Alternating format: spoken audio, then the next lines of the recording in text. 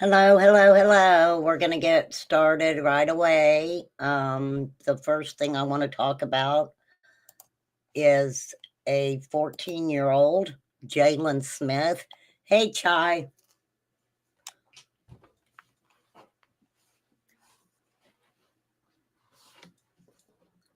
Okay.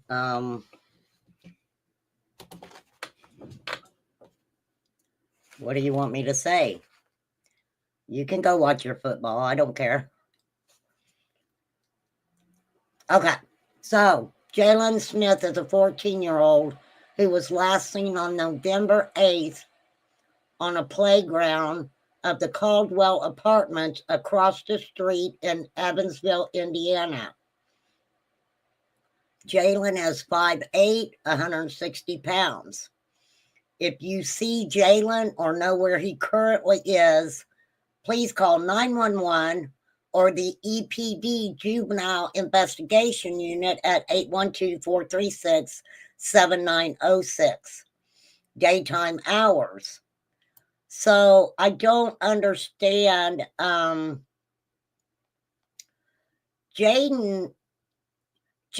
seems to be 14 years old. Ugh. Oh, yeah, football, yeah.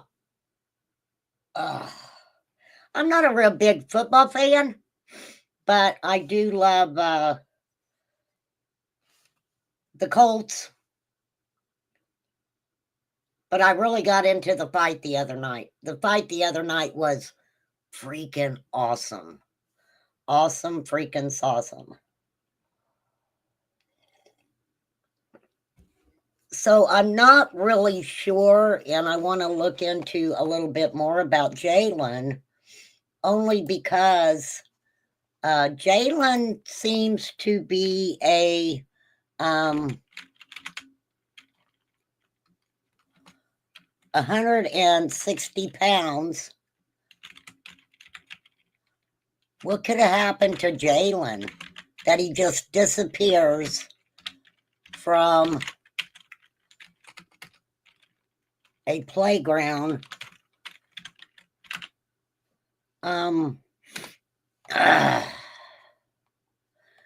Okay, so he was last seen. This is an update from 2 days ago.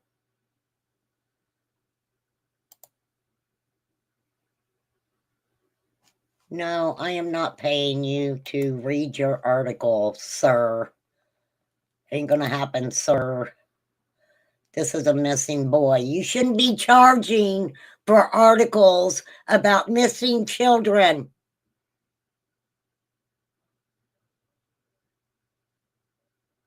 Este, where you been? I hadn't seen you forever. Este.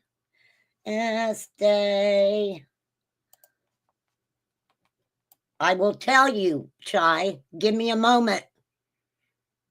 You're coming in here being awful dang bossy, girl.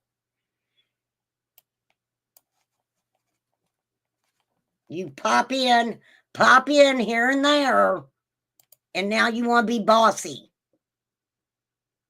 Okay. It's all right. I don't mind if you're bossy. Okay, here we go.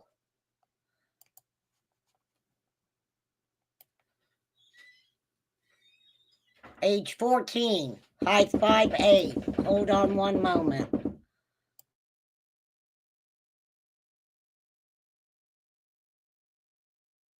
Okay, yes, I am loud. Thank you very much.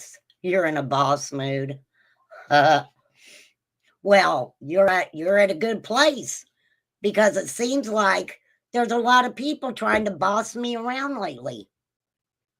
Right? Yes, son, I have a big mouth. Thank you for letting me know that. I cannot win. I can't win. What the heck? I'm working. I'm working, son. Leave me alone. No, he's probably on one of his channels too. and mom's voice carries. So he'll be on somebody's panel and they'll be like, who is that in the back? We hear somebody back there screaming. Why are they screaming? I am eating angel food cake. You know why? It keeps the devil away. How about that, Satin? I'm eating angel food cake. Better believe it. I know. I need all the angel I can get. Okay, so anywho. Okay, he was last seen on November 8th on the playground of the Caldwell Apartments on Cross Street in Evansville. It's not saying. See, this what worries me on this.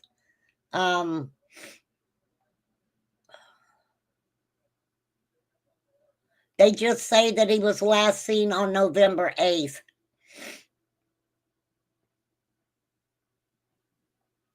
Wow, that's a nice looking piece of meat.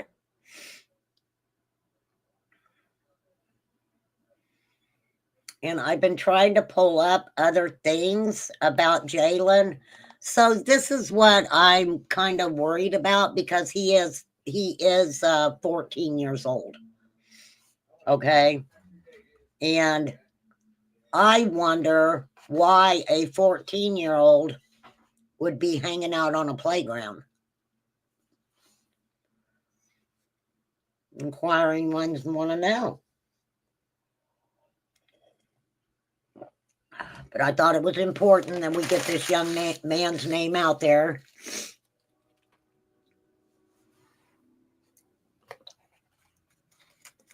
Could it have been possibly that he's gotten mixed up in some activity that he shouldn't have been messing around with? I don't know. These are just questions that I'm asking.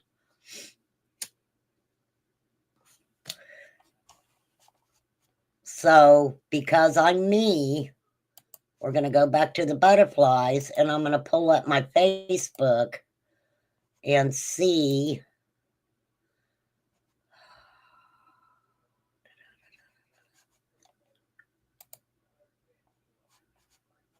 Let me pull it up on Facebook and see what they're saying. Jalen Smith, Facebook. I did post something on Facebook today, and I never do that. Just a little saying that I believed in.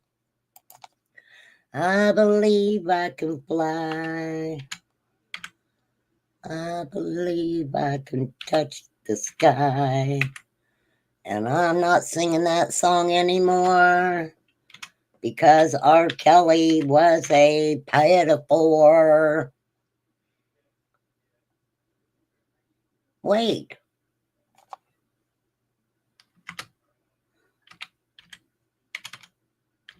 How come I see a red rum there? No, that's not it.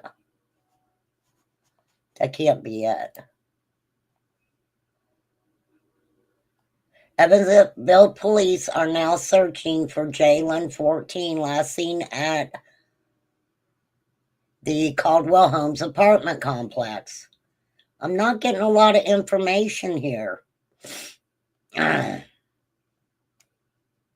But I did want to get absolutely, you guys, want to get his picture out there. I know that a lot of you guys are not from this state. I completely understand that. You guys are not from Indiana. And Chad us a mess all over the streets. Well, I can tell you the crime right here is horrible, just like it is everywhere else. Sassy Pants, what are you doing? Are you staying safe like I always tell you to do? Chat is a mess all over YouTube. I wouldn't know, Chai. I ain't been all over YouTube.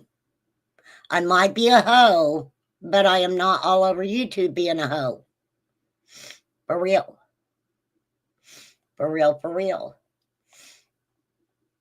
Okay. Serious conversation, though. This young man needs to be found. Here's his picture. He's 14 years old. Jalen Smith. Hopefully he can be found. Just a horrific, it's a horrific thing. I don't know from experience, but I would assume it is a very horrific thing when your child goes missing, even if they're 14 years old. Okay? So, like I said, hopefully Jalen didn't get mixed up in grown people stuff, I'll say. It's just very sad. But we're putting your face out there, Jalen, and I truly, truly hope that you will be found. Yes, Chai, there is. There is. Well, there's gang activity everywhere. I seen that on a community post this morning. What did you see on a community post this morning, Sassy Pants? Inquiring minds want to know. You seen Jalen on a community post? If that's what you seen, that is a good thing. That's a good thing. Get his picture out there. And hopefully he's okay. For real. Hopefully he is okay. So we're going to move on. That's good. Good. I'm glad you seen it on a community post. I didn't see it on a community post. I just live in Indiana, so I do try to keep track of missing children. Okay, now we're going to hop over. I am going to say trigger warning. This is 18 plus content. If you are easily triggered, please feel free to leave and come back another time. What are you doing, Justice? Are you coming over here to fight with me today? Did you want to fight? I'm just playing. I'm just playing. Okay. So we're going to get into a conversation about a girl named Allie Carter. Okay. Let me find a picture of Allie. Allie Carter has been coming out on social media, I want to say for the past, since 2020, I want to say. And when she first came out on social media, she was telling us, number one, like I said, trigger warning, she was telling us that she was trafficked. Now, the more that Allie Carter came out and spoke about what happened to her, okay,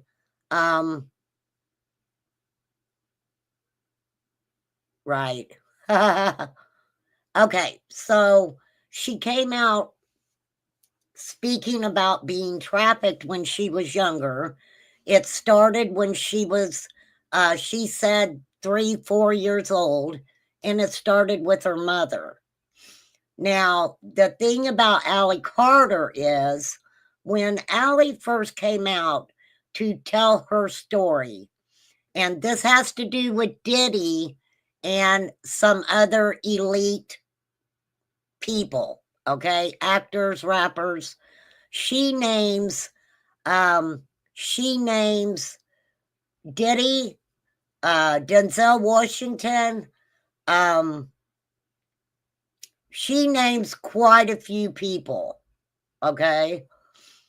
She also talks about MK Ultra and things like that.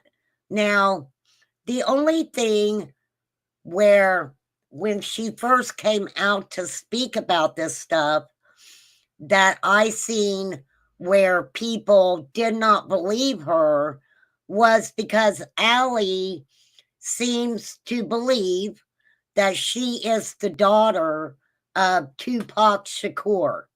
Now, I know some of you old white ladies out there, like me, may not know who Tupac Shakur is. I know who Tupac is, and I'm sure you guys do too. But I will tell you, he was a prolific rapper, humanitarian, you name it. Okay, so this is just a little bit. I wanted to get Allie's. Okay. This is Allie Carter. Beautiful, beautiful girl. She is now in her 30s. I think she just turned 30. Now, this is what's sad because let me just do it this way. Here's a little story on Allie Carter. Alleged Diddy SEX trafficking victim accuses him of ritualistic practices and names Denzel Washington as one of the people who harmed her, I'll say. Okay. I call her Allie Carter. Her name is Allison Carter. And she spoke of satanic ritual parties where many people were doing the deed with each other. I'll put it like that. And there's Diddy. And you know what? I don't know about anybody else, but I always, always, always, always thought that he was a creep anyway. That's just my opinion. I didn't care who he knew or who he blew. I always thought Diddy was a creep. Okay, in recent allegations against hip-hop mogul Diddy, Allison Carter, a survivor of child sex trafficking, described the rapper's party as not merely sexual gatherings, but as involving satanic ritual, many people piddling with each other parties. The claims gained traction after a series of video clips featuring Carter was shared on social media. Now, Allie Carter, like I said, I gotta blow my nose. Allie's been talking about this long before these charges were brought out. Okay? Long before, Allie's been talking about this. Carter emphasized that the plight of child victims often gets overlooked, stating they weren't freak-offs. They were satanic ritual, a bunch of people piddling with each other. Get it right. It wasn't just adults in these parties. The adults were responsible for the child sex slaves that they were in the party. And one of those children were me, Allie Carter said. Allie Carter has not backed down. She has not backed down. Okay, hopefully you guys will be able to hear this. Oh, well, hold on. What are you doing to me? Oh no, I got hacked. No, I didn't get hacked. I'm just messing with y'all. This little girl, hopefully you guys can hear this. And you guys know my channel's low budget. For real. Okay, wait, I gotta do something first. I got to do something really quickly.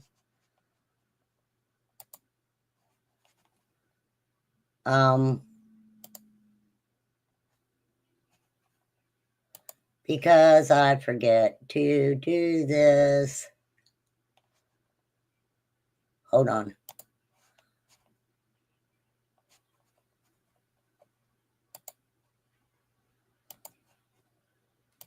Gotcha. Okay, got that fixed.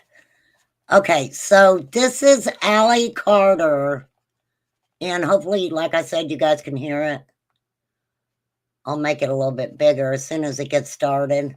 Oh, hold on, I need to get rid of that advertisement. Damn, I'm shaking. I shouldn't have ate that angel food cake. It had too much sugar in it. He can't keep his own name straight. Who?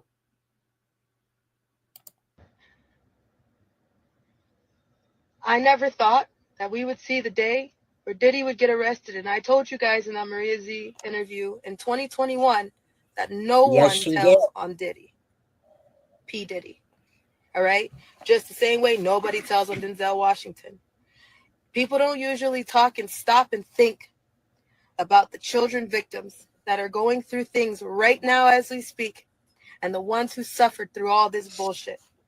I decided to stop for a second and do some projects with projects. Now, I'm going to say this. When people talk about Diddy, right?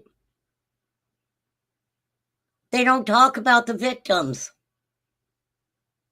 They don't talk about the victims.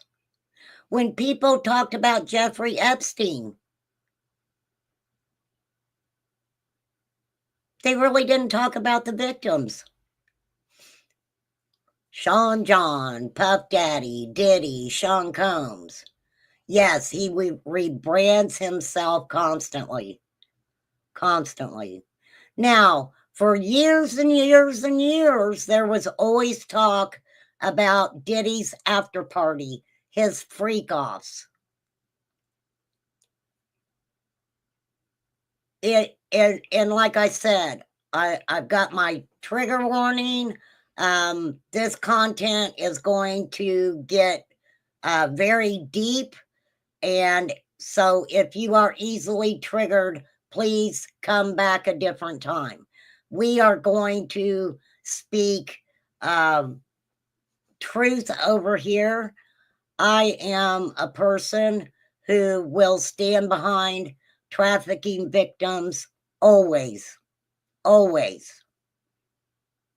There is no reason that a child from newborn,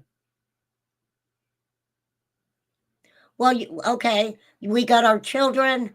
What do we consider children? Up to preteen, right? Then they're teenagers. Then they go from teenagers to adulthood. There is not an age requirement to become a trafficking victim. There is not an age requirement. Don't forget, you got the traffickers. Then you got the pimps, and then you got the Johns. So the Johns are paying the pimps, and the pimps are paying the traffickers to keep them keep up their what do you, I don't even know what to call these poor children. Projects all around because we just said, you know what? This is our life. It's not changing. We stopped somewhere and I've been hiding. My mom and I have been hiding. We've had our head down. We've tried to back up. We've tried to tell you everything that we can. And now we have people messaging us, investigators, people that want to talk now, when now it's because it's trending. And that is sad. That is sad to me that Allie Carter, a young girl, came out a few years ago to say, this happened to me. And these people did this to me. She filed lawsuits.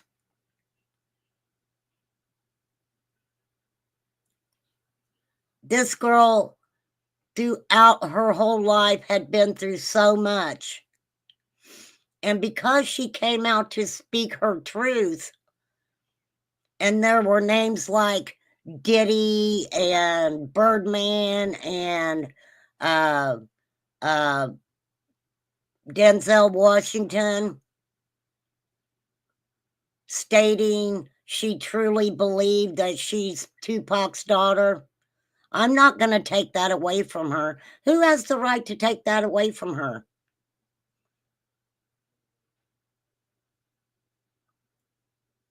But because she said those names,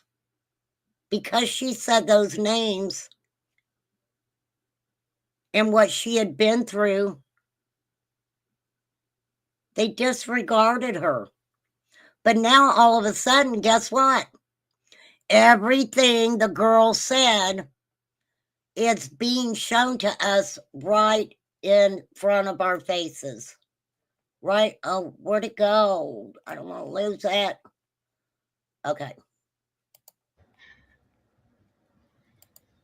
I never thought that we would see the day where Diddy would get arrested. And I told you guys in that Maria Z interview in 2021 that no one tells on Diddy. P. Diddy. All right? That's as big as I Just can the get same it way now. nobody tells on Denzel Washington. People don't usually talk and stop and think about the children victims that are going through things right now as we speak, and the ones who suffered through all this bullshit.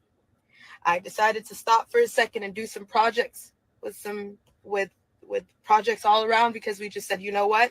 This is our life. It's not changing.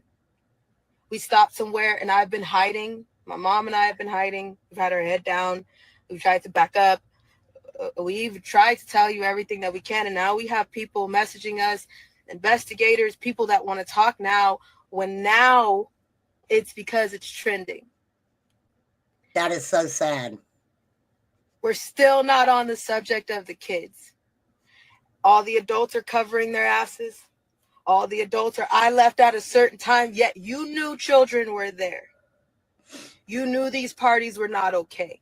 They weren't freak-offs. They were satanic ritual orgies.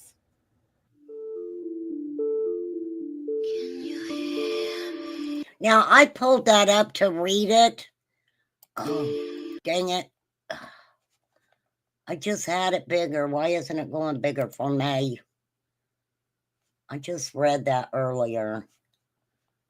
This is from an individual who is basically saying that people should actually believe Allie.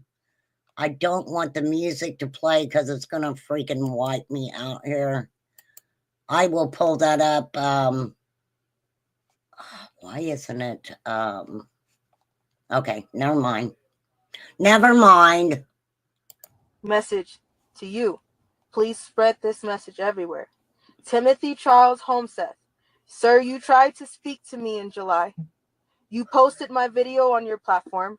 Randy came and contacted my mom and told my mom that she knew that we were telling the truth. Timothy Charles Homseth, sir, you tried to speak to me, and honest to God, I was scared.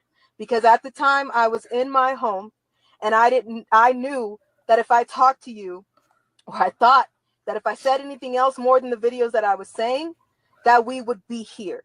So I backed up from you, went to work, and tried to act like shit wasn't falling because I was scared, sir. Timothy Charles Homseth, I see the hell you go through. I admire you for still sticking up and doing what needs to be done and bringing shit to the light. I am telling you right now that, sir, I would appreciate any advice, a phone call, any tips, suggestions. You went through this shit for a year. More than that now. More than that. You're still going through it. So what has happened is a lot of people who believe Allie Carter and are trying. This is what happens, okay? This is what happens. This I'll call her a young lady, went through so much trauma that she actually, her,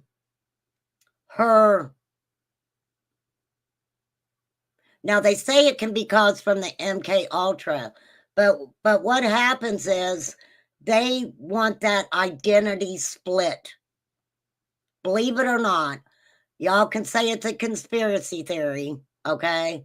But they split that personality.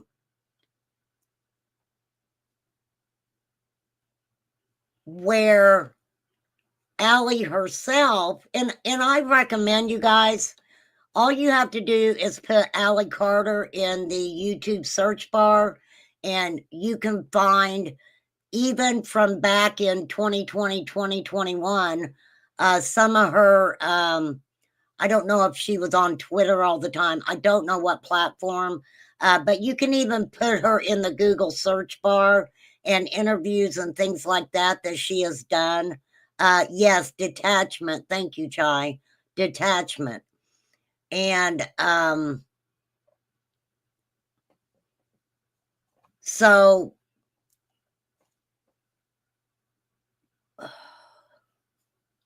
it's like Sybil. It's like Sybil.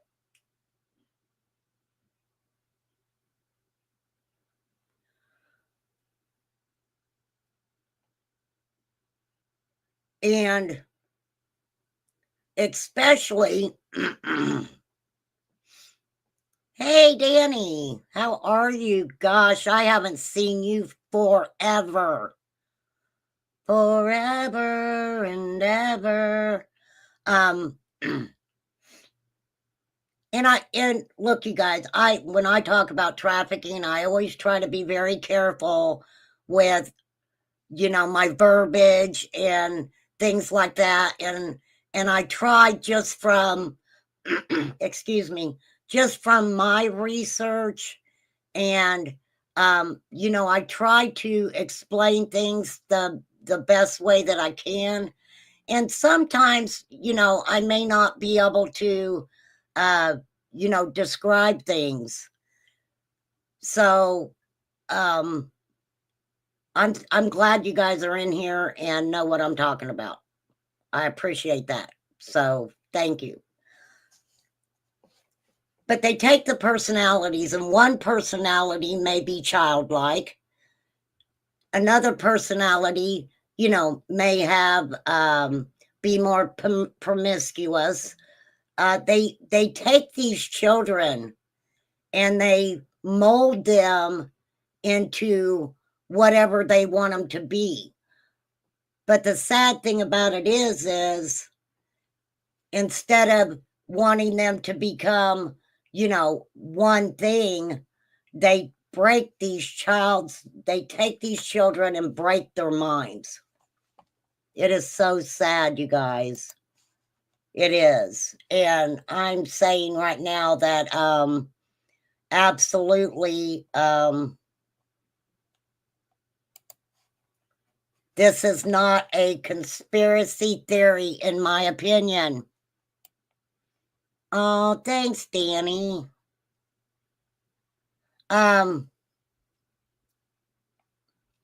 These are adults taking these children, making money off of these children, enjoying doing horrible things to these children.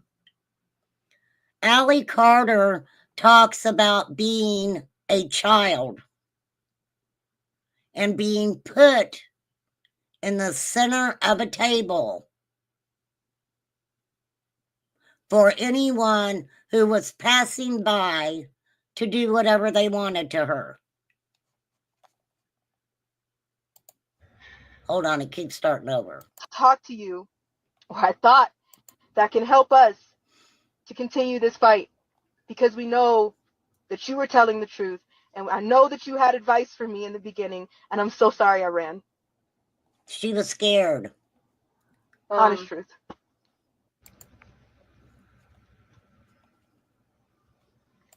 she was scared, and that's another thing I was going to talk about. And I know I got a big mouth and I keep stopping this. When anyone, any human being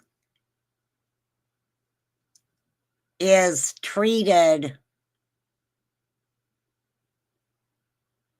horribly their whole life,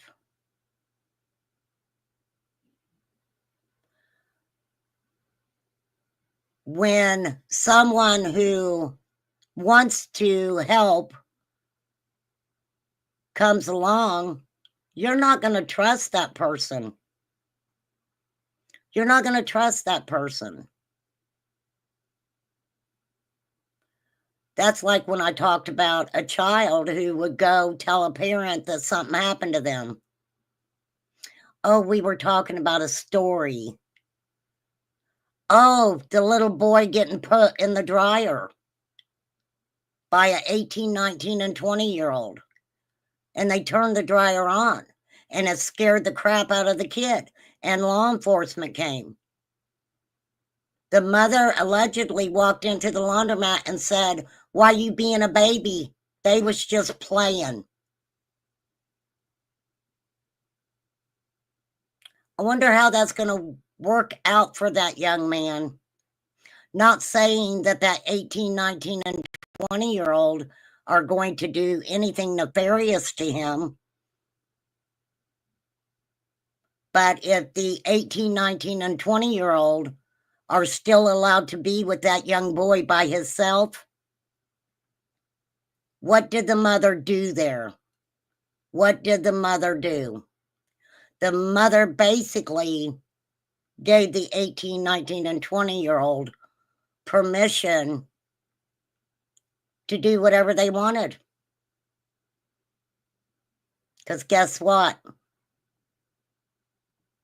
Don't be a baby. They was just playing. That bothers me. That bothers me. Oh, I love this conversation.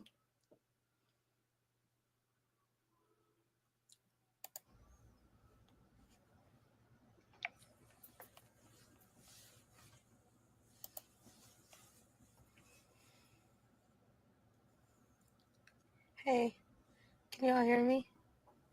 She's Double she's checking. talking kind of light right now, you guys. I wish I could make it bigger like I did last time. Hey. Hey, guys. Yes, thank you. Screen recording, thank you so much. Yes, please. This won't be long because we're on our way to tie up some loose ends with some stuff before we have to move again. So, Okay. So Allie Carter wants that her and her mom came out and started talking about this stuff. Hey, Katie Ann. They actually ended up losing their home and has just had just bad things happen. Not physically so much, but she's lost her home and all kinds of stuff. Let me get through this. Let me get through this kind of quick here, you guys. this won't be long. I don't have Twitter, or I'd pull it over on Twitter. I'm going to turn the comments off. Okay. Well, I'm not going to keep doing. It's wanting me to watch it on Twitter. So we're going to pop over to an interview. Let me put this in my chat. I want to make sure that this channel is getting credit.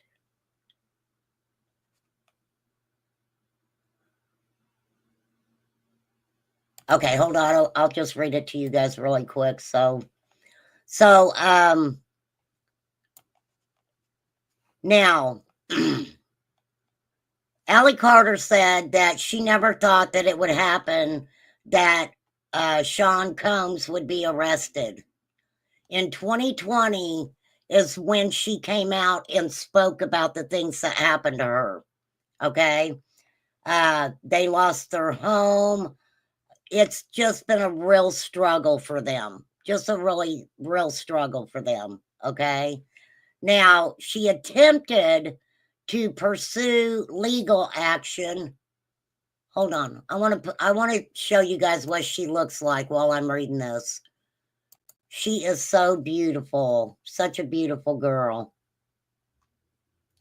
And her abuse started out in the home. It started out in the home. My heart just breaks for her. So she, Allie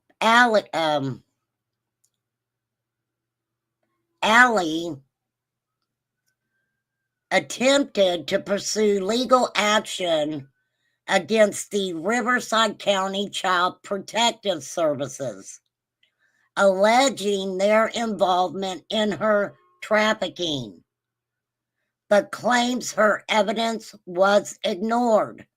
Okay, so we're definitely going to get into the trafficking and the Child Protective Services, okay? I'm not talking about this concerning the Summer Wells case, okay? This is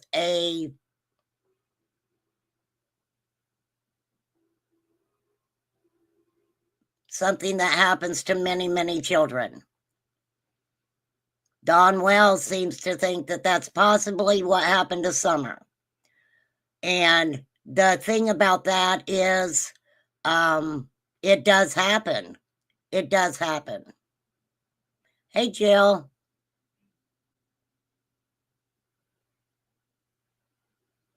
Yeah, she does have quite a few personalities. Yeah, Jill, I also have watched Jaguar Wright interviews too. Oh, I want to watch that, Jill. Thank you for dressing up the trafficking ward. Thank you, ma'am. Okay, so Allie went as far as to pursue legal action.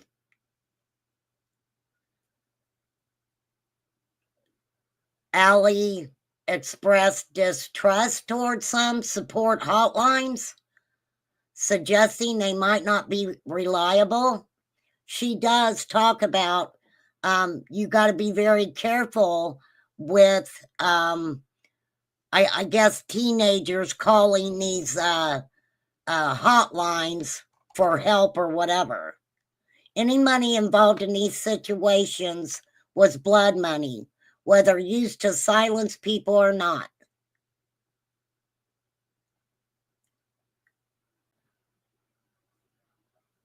Allie has said, coming forward,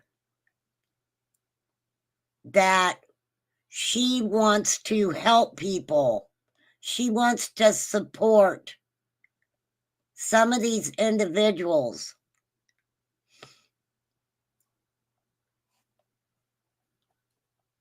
I'm surprised this girl has made it as far as she did. Bless her heart. Bless her heart. Let me see if this one's a little better.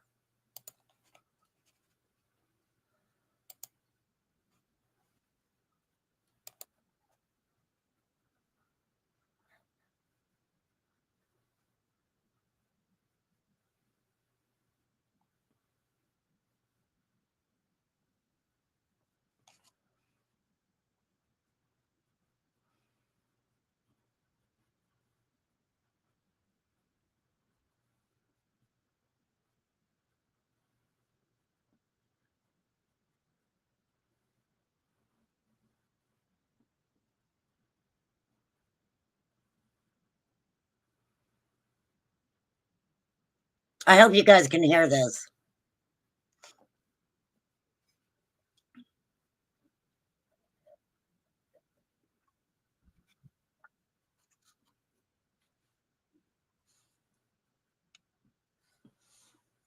And that's sad.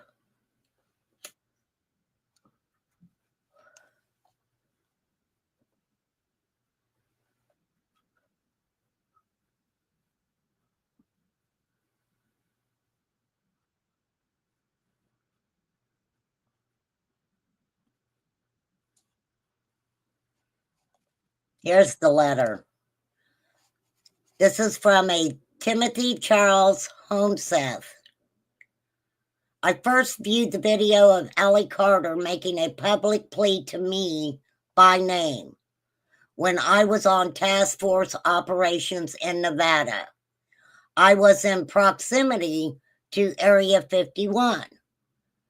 Miss Carter was asking me, oh shit. Ugh, no, I'm not paying you. That is so wrong. That is so wrong. It's okay. It's okay. You know me. You know me. Okay, let's, okay. All right, let's just get into the other interview.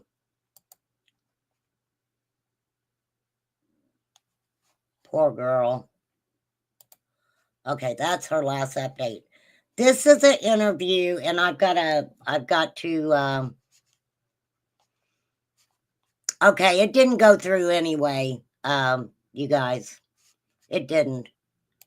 And I'm sorry about that. I don't know why it did that. I'm going to show you guys we're just going to watch a,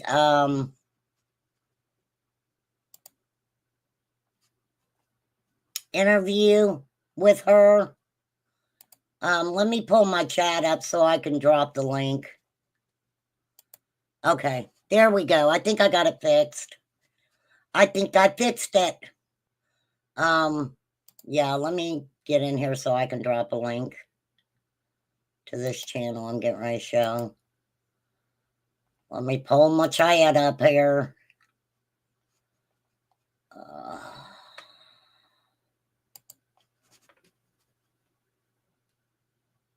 Oh, wait.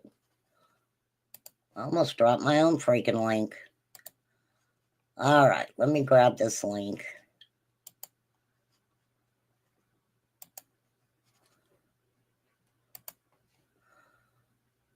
All right, this is from Raw, Real, Uncut.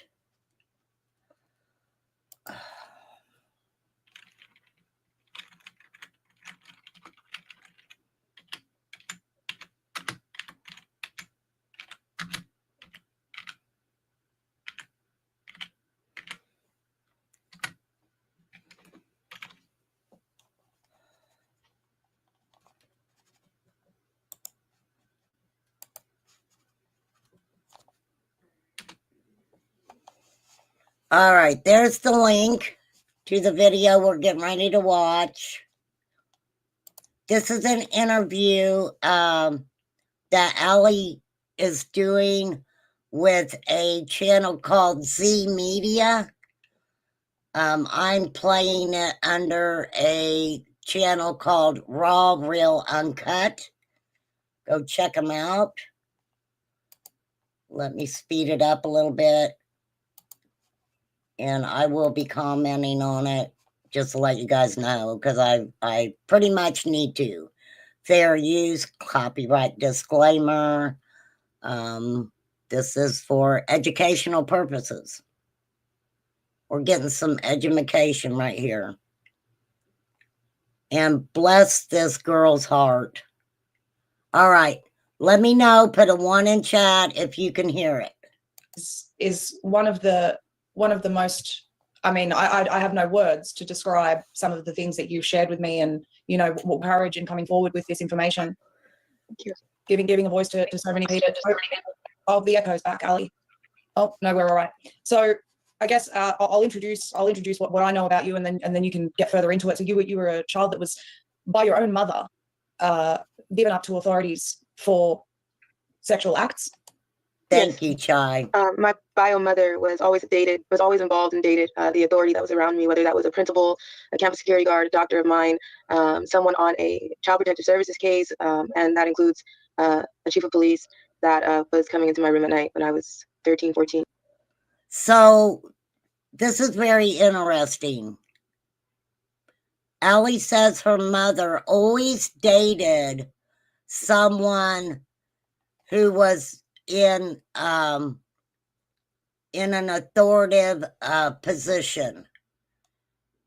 She talks about a police, did she say captain, lieutenant, something, would come into her room at night when she was 13 and 14. Um, How young were you when this started? CPS reports say that I was 3 months old. I remember as far back as when I was 4, the first time that I was in shock. She got her CPS reports. And her CPS reports, she is saying, start showing things happening to her starting at 3 months old. But she can remember from about 4 years old. Shock from something that happened to me the first time that it was just too much for me to handle. And at that time, I didn't know. It was so much that was already in the family, and I was always told, what happens in the family stays in the family. We were always taken away from certain people if we talked too much. So there were so many things going on within the home from her and other people in the family doing so many illegal things, besides doing things to their own children. So and she does kind of cut out here. It was something that I became I always felt there was something wrong, but I was always told it was normal what was going on. And it does keep, she has a little bit of trouble. She freezes up a couple times, or you might hear a little bit of static in it. But I think where it's very interesting is because when you're born into neglect and abuse,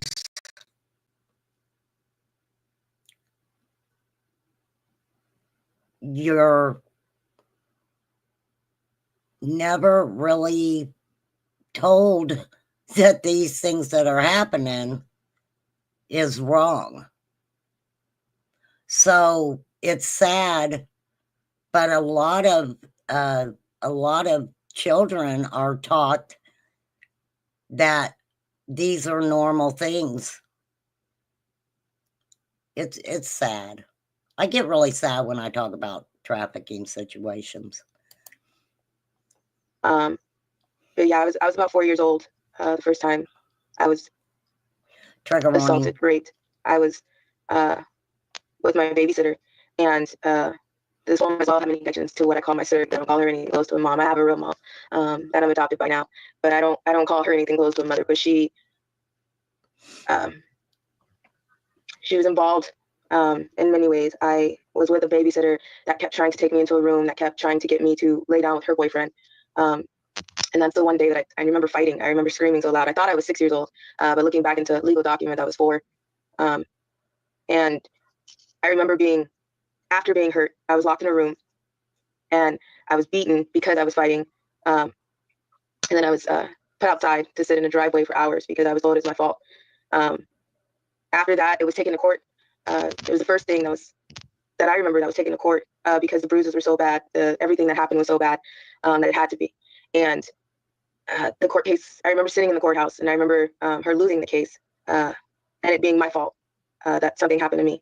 So, from there, things continued. And so did you guys just hear what she said? The babysitter wanted her to lay with her boyfriend,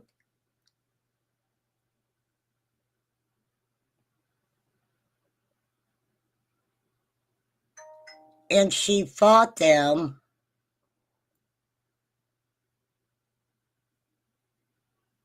that is so sad. You know, being forward in a court case and not knowing why you're in trouble for somebody hurting you. Moving on from there, I was confused about everything that happened.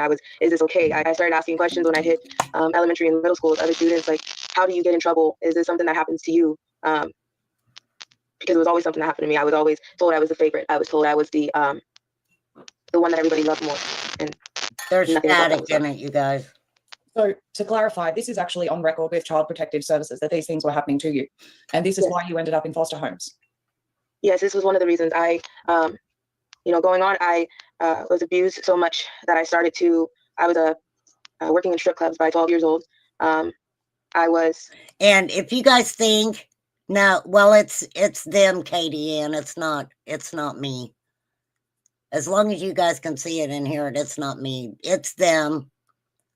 It's something going on with the one of them. I don't know which one it is, but it kind of gets staticky just for a minute, a couple times. But she started working in the strip clubs at 12 years old. 12 years old. And please, nobody say to me, she was 12 years old. How could she have got in there? Oh, the babysitter. Yeah. Oh, the babysitter. I'm sorry, Katie Ann. I'm sorry. I thought you were talking about when it got staticky. I get you, girl. very confused. But to be honest, because I didn't know any better, I was very hypersexual as well. And by 13, She said she didn't know any better at 12, and she was also hypersexual.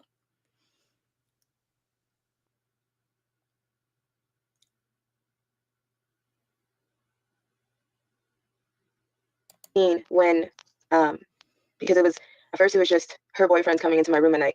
And then when the police officers came into play, they were taking me in my own closet and hurting me with the hangers and the things that were in my own closet. Trigger warning. And then, you know, I started running a lot. I started fighting a lot. I wanted to kill myself. I didn't want to kill myself. I wanted the pain to stop. So I tried everything because it was always my fault. It was always something that I did. It was always, they loved me more. And this was something that I deserved. And after I started running so much with her dating married police officers, he started calling his friends to pick me up. He started calling his friends to meet me somewhere. They would pick me up as an officer on duty, and they would take me somewhere behind rocks. They would take me to empty car dealerships and park their cars the wrong way. No one questions them. No one, you know, anywhere, everybody can say. This is the saddest thing I ever heard. And everybody can have their own opinion and believe Allie or not believe Allie. I believe Allie.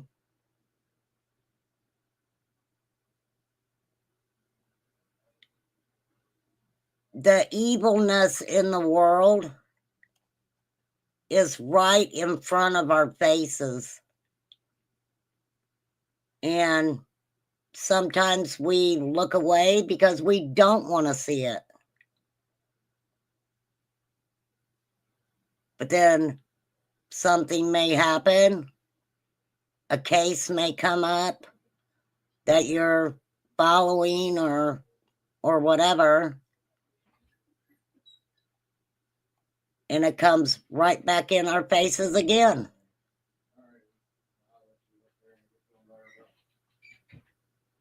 Can we listen to Allie's story and think that there's parts of it that you do believe and then maybe some parts that you don't? I can see that happening.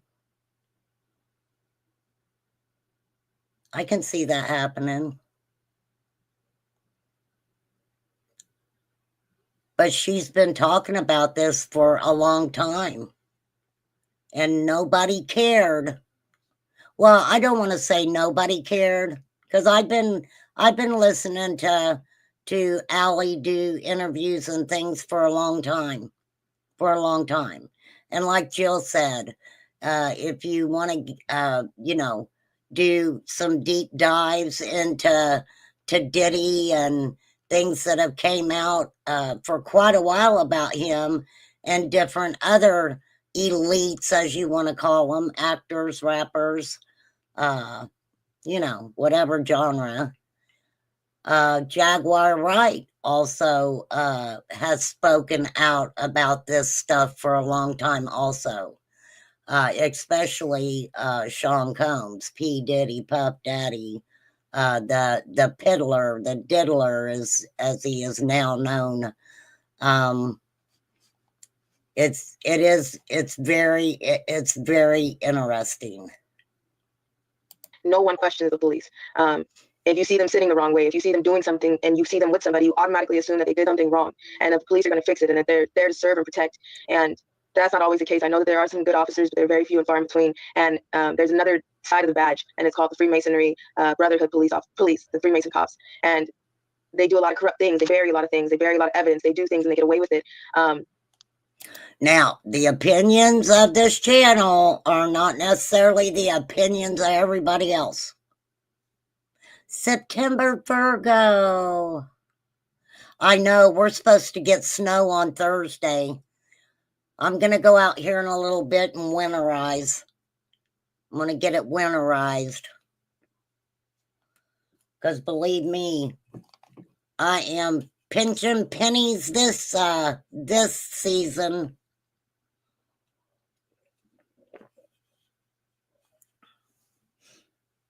Why, somebody trying to pick you up, sassy pants? Somebody hitting on you, asking you if you need a ride? Somebody trying, oh, I told you, don't be standing on them corners. I know, I am not excited about the snow. I got to go out and start Todd's truck. I'll be driving that truck this winter, not my car. I can guarantee you that. So, I do believe that there are a lot of people. You can't say everyone in law enforcement carries the title to some people as not good people, because they're all not like that. But I believe what she's saying. And covering up for elite pedophiles to low-level pedophiles. Everybody looks at the top, but covering all the way from the top to the bottom and in the middle, they cover for these people. They make sure that nobody asks any questions. They make sure that this is something that is silenced. It's made to look like it's someone else's fault. And after so many times of fighting them, being arrested and put into cars to be used, they would bring other girls, they would bring other kids. And I never met anybody else when it came to them. It was just they were bringing other kids. After so long. Sorry, Ali, these Freemason police officers, do they exist everywhere in the world? They exist everywhere. And unfortunately, it's in every department. It's every.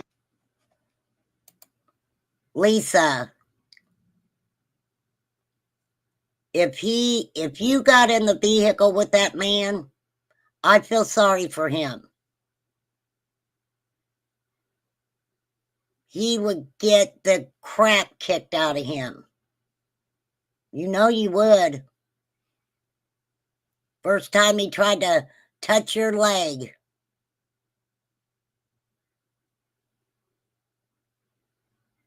Back. Dang. Oh.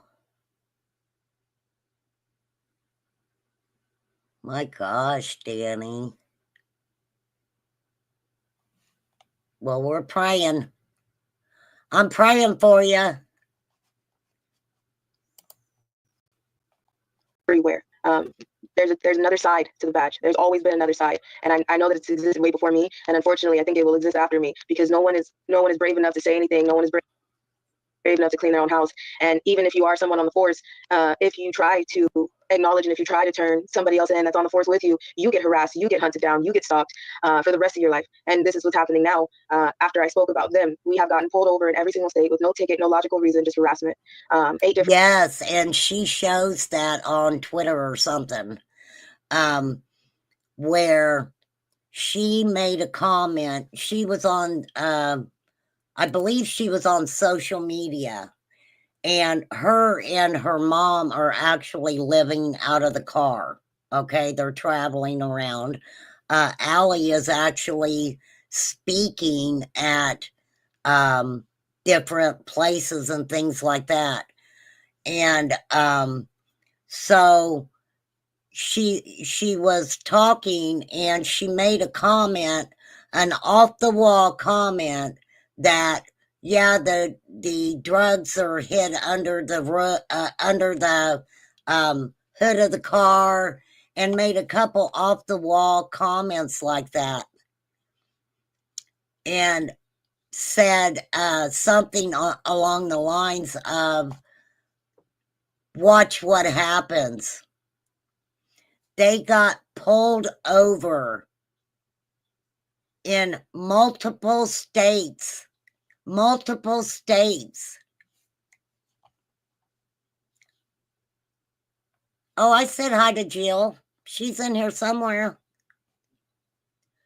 Jill. Where you at, Jill?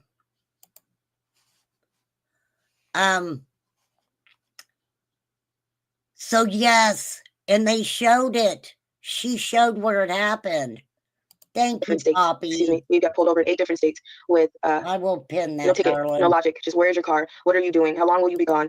We had someone make a house call and told me they were watching my Instagram and they wanted to make sure that I didn't press charges on someone who decided to hop my gate back in California. And Sorry, you guys. There's a bit of an issue with the sound. It's I'm not sure what's going on. Oh, it's better now. It was just crackling quite loudly. So this is you've essentially Yeah, been that's on the run weird now, that on the this run for some was time, moving from place to crackling place, like and I want to that. get into that. But I want to ask you. So these corrupt police officers, these Freemason police officers, the other side of the badge, is this the reason why the abuse continued when you went into foster care? Because essentially, from what I know from your story, the abuse didn't end with your mum. It continued well into when you were, a child of the state. So can you tell us about that? Yeah, sorry. Okay. After so many times 13, I went into the hospital for a month for trying to kill myself. Trigger warning. In that time of being in the hospital, I kept trying to talk to everybody. I kept trying to tell them, they were coming to me and saying, hey, you have to talk to us. And I'm like, you guys don't understand. I've tried to talk since I was a baby. I've exhausted everything and nothing is coming of it. There are people strategically placed everywhere. I was thrown into solitary confinement because of so many things that were going on within the hospital as well, that I was seeing for myself. And it's crazy because so many things were placed in my life that people know me before I know them. I was put into foster care at 13 after my time in the hospital. I thought that everything would calm down from there. I thought everything would be okay. I thought it was going to change and, I was going to be able to go to school and everything would be fine. And that was not the case either. I thought that I was getting into things on my own sometimes. Like I said, people were strategically placed in my life that I never knew who they were. People would walk up to me and say, oh my gosh, you look so beautiful all grown up. And weird things like that I don't know who they are. I don't have a picture of me as a child. I don't know. That would be weird, wouldn't it? Right? There she is. There's Jill. She's washing rocks. Bless your heart, Jill. Them rocks need, they need a good washing. Hey, Nicole. What can I do for you, my Nicole?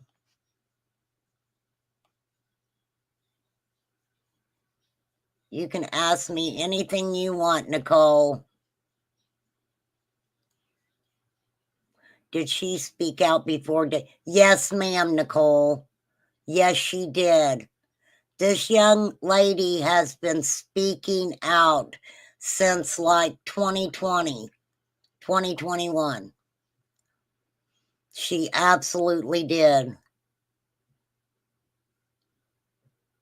She's just kind of telling us her story now about how She got her CPS records, and her her abuse started at 3 months, but she remembers things that she think is about 4 years old.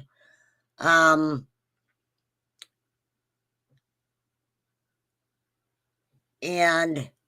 she talks about getting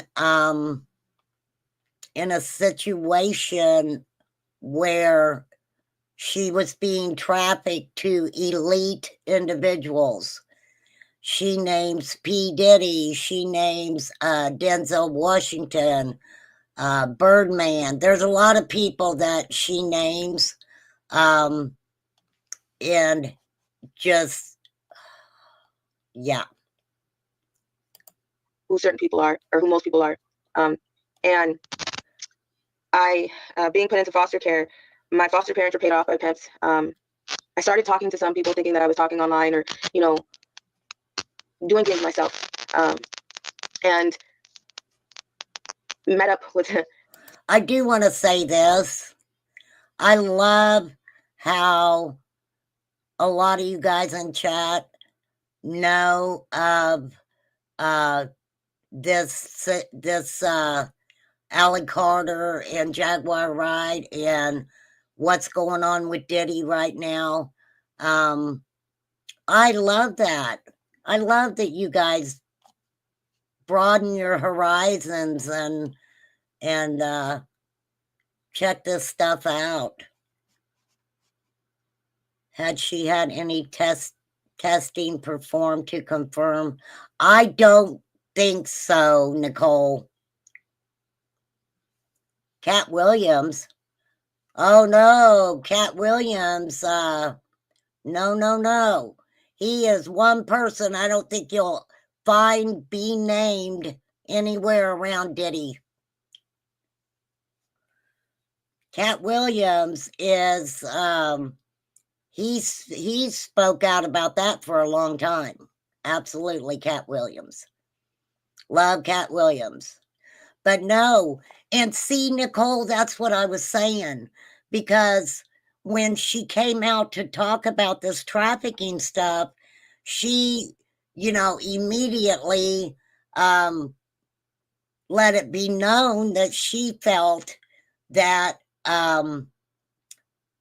Tupac Shakur was her father.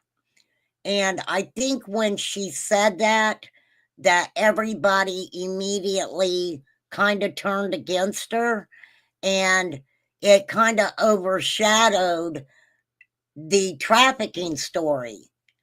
Now that Diddy got arrested, now they're interested in the trafficking part of her story.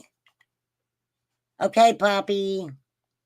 Rumors on the street are that Diddy is responsible for the red rum of Tupac. Yes, absolutely.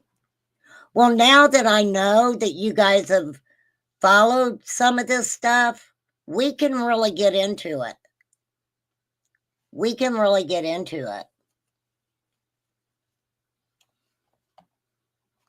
Yes, and allegedly, Diddy paid $1 million for a hit out on Tupac Shakur, and so Diddy gave the money to an individual that kept the money and didn't give it to who he hired to do it, I guess. Does that sound right, Nicole? Hey, Deb. Some people who turned out to be pimps, but they already knew me. I thought I was in a relationship with someone. I thought they loved me, they cared about me. And my foster parents were paid off by them. I'm sorry, my mind is just. Now, that's the thing. She thought she was in a relationship with someone who loved and cared about her. Traffickers will do that.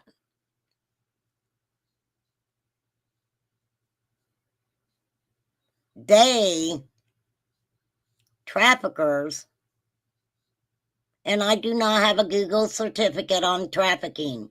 This is just research over the years. Listening to these interviews. A trafficker will take a young lady or a young gentleman, and if it takes them a year, it takes them a year. I remember a story from a long time ago of a woman who ended up with this man. He was with her for, it was a year. It was well over a year. She had actually had a baby by him. And he told her that they were going to be moving to a different state for him to work. He convinced her to move to a different state, and she went with him because he loved her. He loved the baby. Once he got her away from her home, her family, everybody that she knew, and got her to that different state,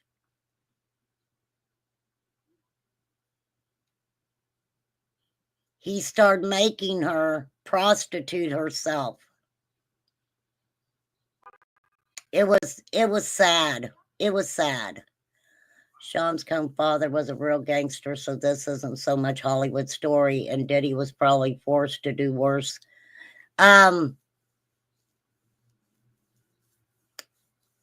Question. Will Diddy flip on a bigger fish, or will he be handled in prison before he can rat anyone out? I don't know. I've heard some people even say at one time that Diddy was an informant to start with. I don't know. That doesn't seem true to me. Diddy's probably been forced to do worse than this stuff because of blackmail. Well, that's it. Hey, Este. That is a very good point. Very good point. Because if Diddy had all of that stuff to blackmail everybody, do you guys think that Higher Than Diddy has a lot on Diddy? That's a good point. Issues between Diddy and Tupac is a huge rabbit hole. Yeah, I didn't go into that either.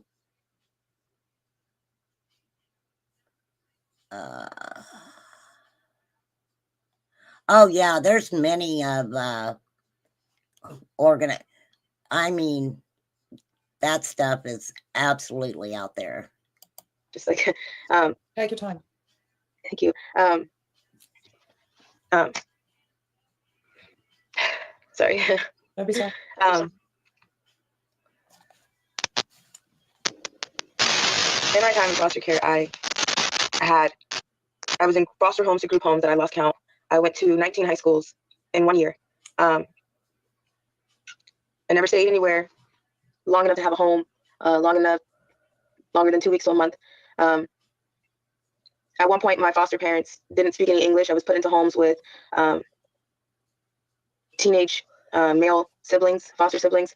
I was in homes where my foster parents would try to do things to me. My foster dads would try to do things to me. I would talk to my social workers. I was hushed and moved again. Do you believe that these particular homes that you were put into were people that were also potentially strategically placed, people that were known child abusers? And see, this bothers me too, right? Oh, Clive Davis. Jill said I took the gloves off to say that. Yeah, Clive Davis is a big name. Yes, absolutely, Jill. Absolutely. But I can see that happening, right? That the sad, this is the sad part about CPS and these foster families.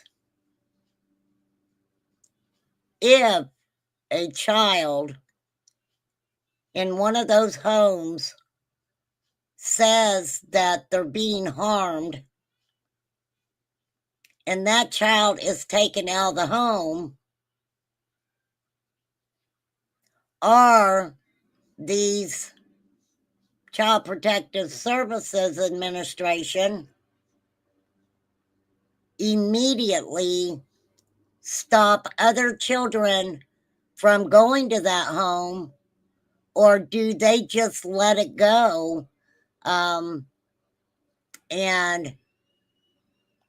it proceed to happen again? That's just a question, okay? For real. Is that what happens? Let me tell you guys something. Down the road, there's a couple of them. There are actually those signs that you stick in the ground that gives a number if you're interested in becoming a foster parent.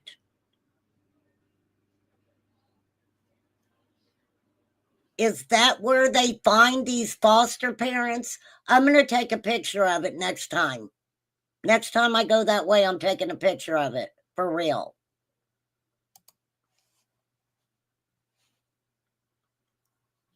They do only care about the money, a lot of them, absolutely.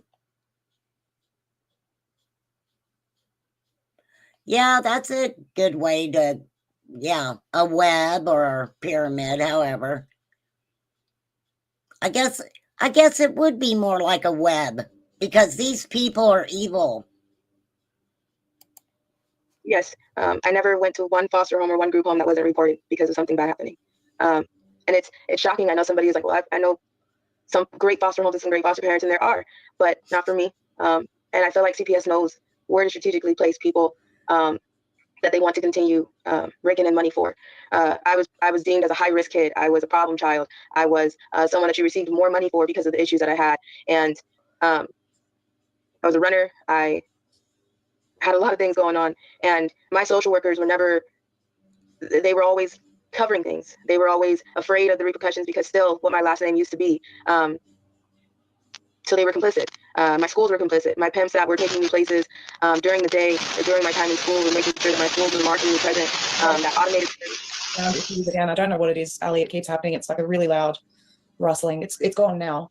It's gone now? Yeah, it just keeps happening. I'll let you know when it happens. Okay, it's weird because it's not happening on my side. Okay. Sorry. Yeah. So there's an automated that calls home for schools and to tell you that your student may have been tardy in class or absent. And I was in schools where I was strategically marked present, even if I wasn't in school. I was able to go back and forth to school sometimes. So some days I was sitting there, but my teachers were bullying me as well. My teachers knew about what was going on. My teacher tried to participate in the things that were going on. She says her teacher tried to participate.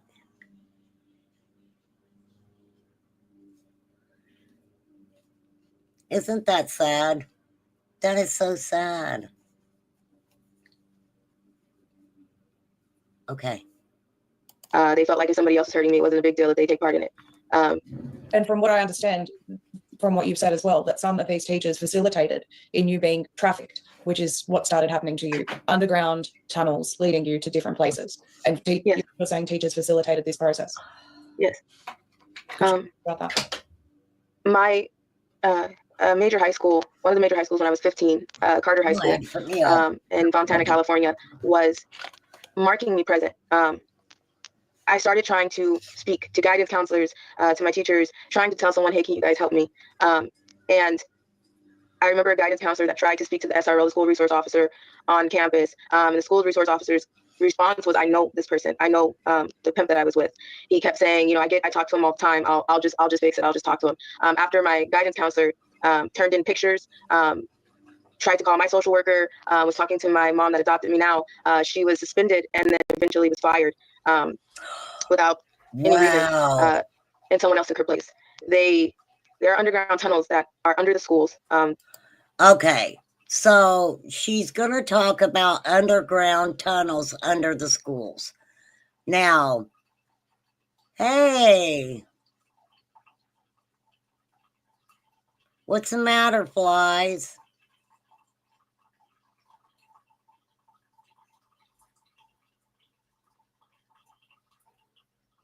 Hey, loves to lurk.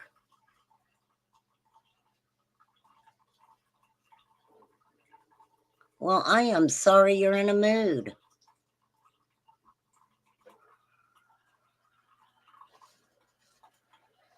And I will call you when I'm done.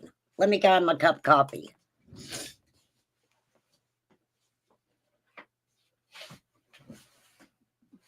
One thing I'll say about flies, if I ever call her and she's in a mood, she'll be like, I'm in a mood. And I'm like, okay, girl, I'm here for you. I'm here for you, girl. So the underground tunnels.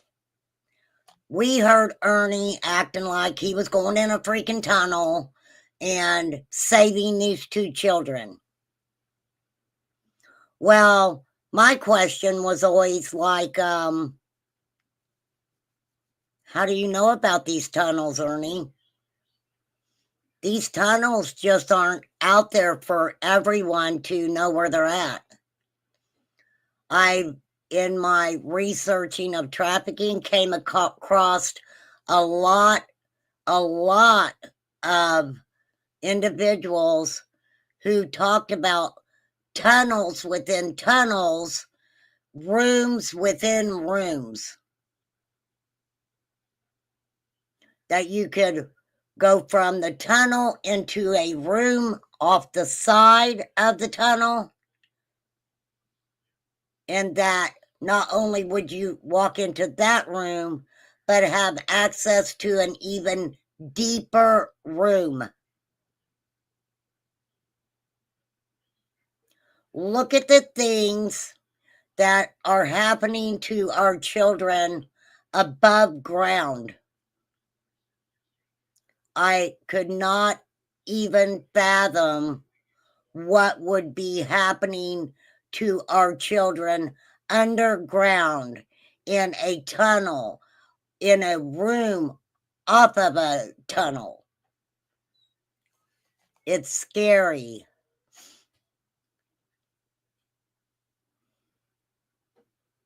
Oh, that's good, loves to lurk. Elementary, junior, and high schools all over the place. They exist everywhere. In particular. You've been in. I'm sorry. You've seen Yes. these. Been in these. Yes. Where do Yes, they live? they lead to amusement parks. They lead to hospitals, cemeteries, schools, celebrity homes, psychic shops. They lead everywhere. Let You me write mentioned the name in one of your down. previous interviews that it's like a whole other world down there. Can you Yes, describe it to us? What happens down there? Yes, there's every means of transportation. There's every walk of life. There's cities. There's different air supply. There's at 15, my pimp put me on an order to go to the Getty, Los Angeles, California Museum. She's talking about the Getty Museum in California. It is a real museum. Yeah, loves to lurk. I'll look into that. Under the Getty Museum. Told I was going to walk through a field trip. I was taken with another girl. I call a friend of mine, and we were put in dresses and sandals. We were taken in a. There's a lot of tunnels, Estee. There were tunnels from Diddy's house or Diddy's mansion to the Playboy mansion. There's tunnels all under Washington. All under Washington.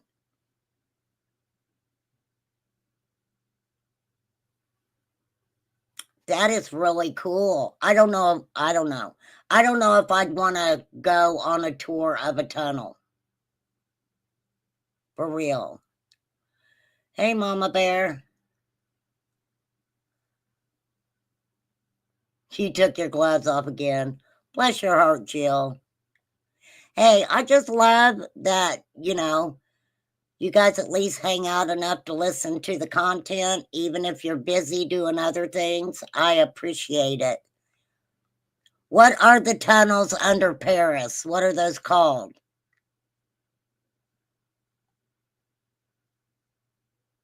Where they have all the, what are the tunnels under Paris called where they have all the bodies? I don't remember. I don't know if I wouldn't want to go down there either.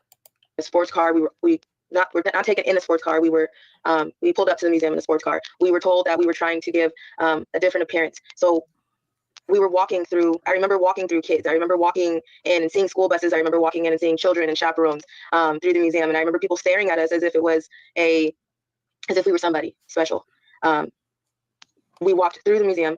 There are catacombs. Thank you. The word, excuse me, sorry. Employees that know exactly what's going on in the museum. They block the doors. They know where the entrances and exits are. They take their orders from someone else when someone is trying to get underground through the Getty Los Angeles Museum. I was walked through. I remember taking stairs, going through a garden, taking an elevator. I was drugged, but I was walking. There are many situations in trafficking where you can be alert.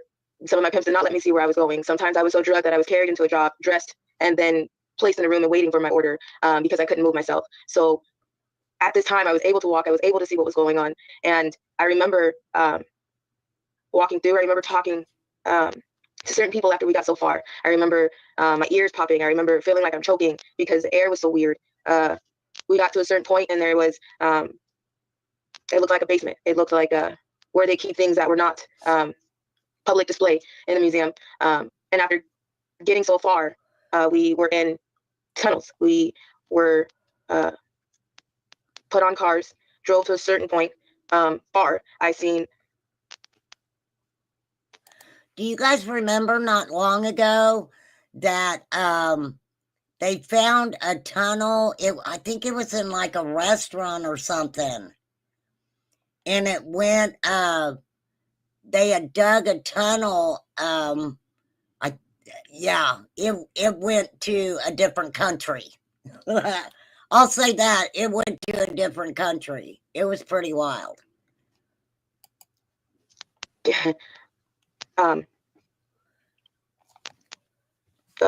Sorry, I seen cars, boats, there's trains, there's buses, there is every means of transportation under the ground.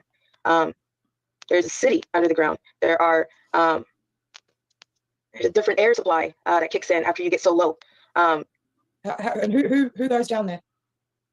I was after getting down there, I talked to a few people. I was able to meet celebrities, actors. I'm not a person that knows somebody just by name or by face or right away. I was somebody who remembered somebody from a movie or something like that, or something that they did. I was able to speak with somebody that was so cocky, and I remember telling him, I know you from Look Who's Talking. That's all. And I remember everybody laughing. Look Who's Talking. Who did Look Who's Talking? Was that John Travolta? Him and Allie, what's her name, right? Let me back that up again. Let me rewind that a minute. Was able to speak with somebody that was so cocky. And I remember telling him, I know you from Look Who's Talking. That's all. And I remember everybody laughing at me because I was 15 and I'm like, the only thing that I know you from, John Travolta, is Look Who's Talking. There it is, John Travolta. I know there were many comedians, Kathy Griffin, Robin Williams.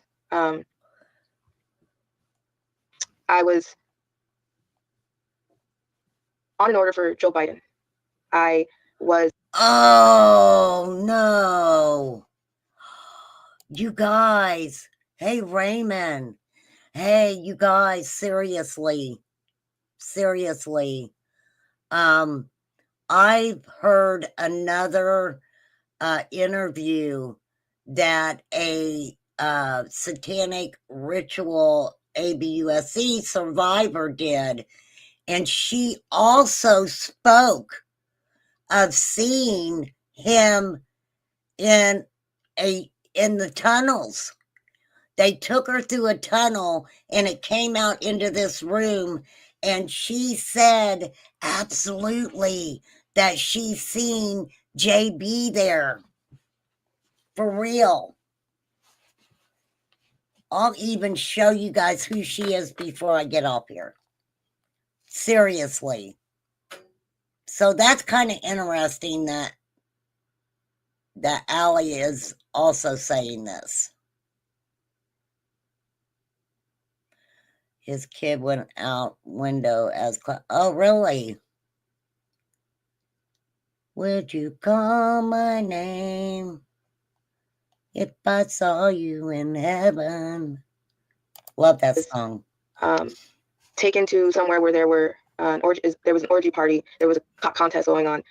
There's a certain part that has a shrine where I was taken, and what I mean by shrine is it was bones. It was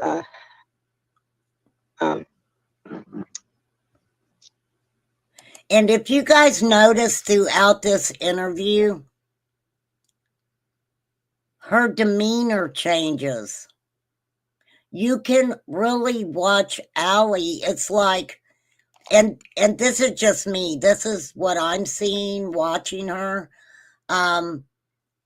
It's like it is. You can almost see her demeanor changing as she's talking.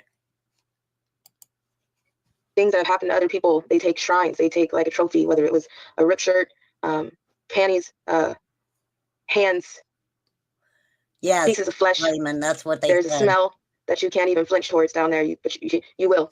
There was shrines. Are they used for any type of rituals? Yes, they're used for a lot. I'm so sorry. I don't know why I'm like not talking right. Sorry.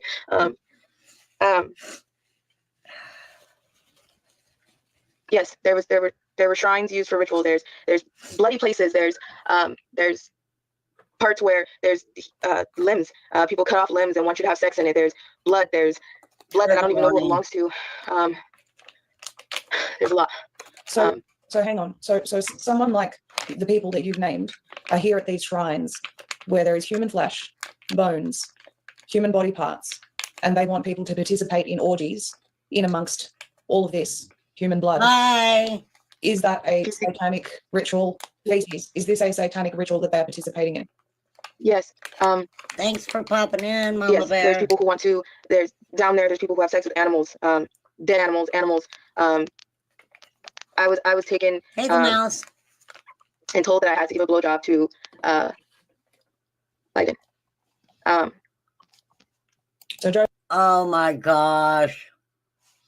Could you imagine being told that you had to go anywhere around JB? That's disgusting. Joe Biden was there at this shrine. Mm-hmm. Something happened. I don't know what happened. I was down there for a while. There's certain people that you don't talk about because you just don't. There were certain people that I seen down there, from Beyonce, Jay-Z. Wow. You don't tell on P. Diddy, but P. Diddy. So now I do have to put my disclaimer in here. She is mentioning names. These people are innocent until found guilty of whatever crimes that individuals are saying they committed. So, yes, this is Allie Carter's story to tell.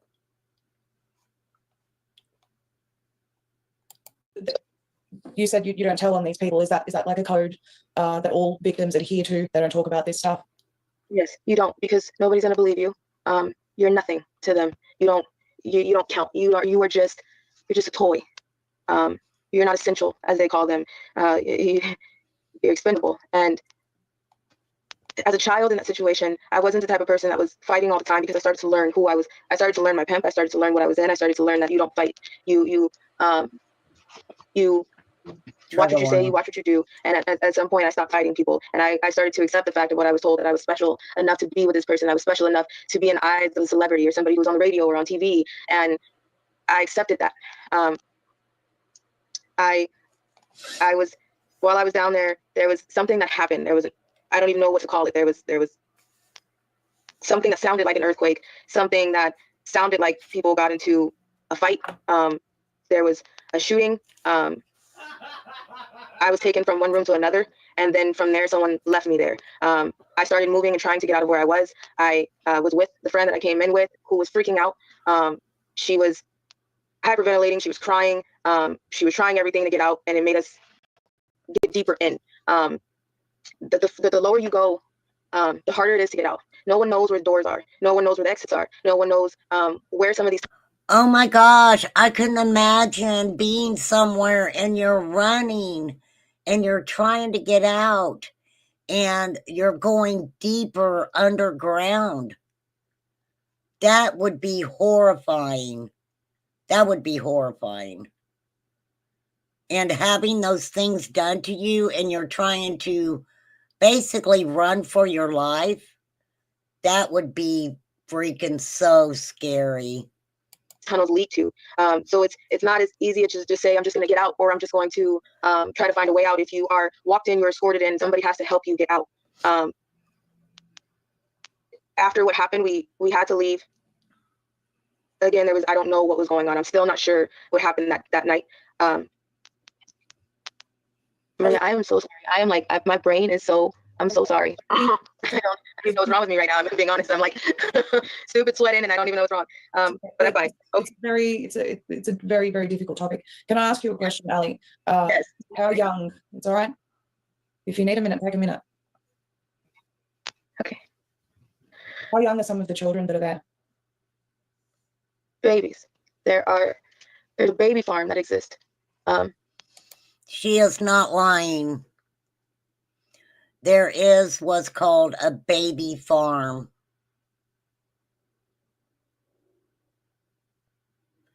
Some women are chosen. They're victims themselves. Some of these women and even children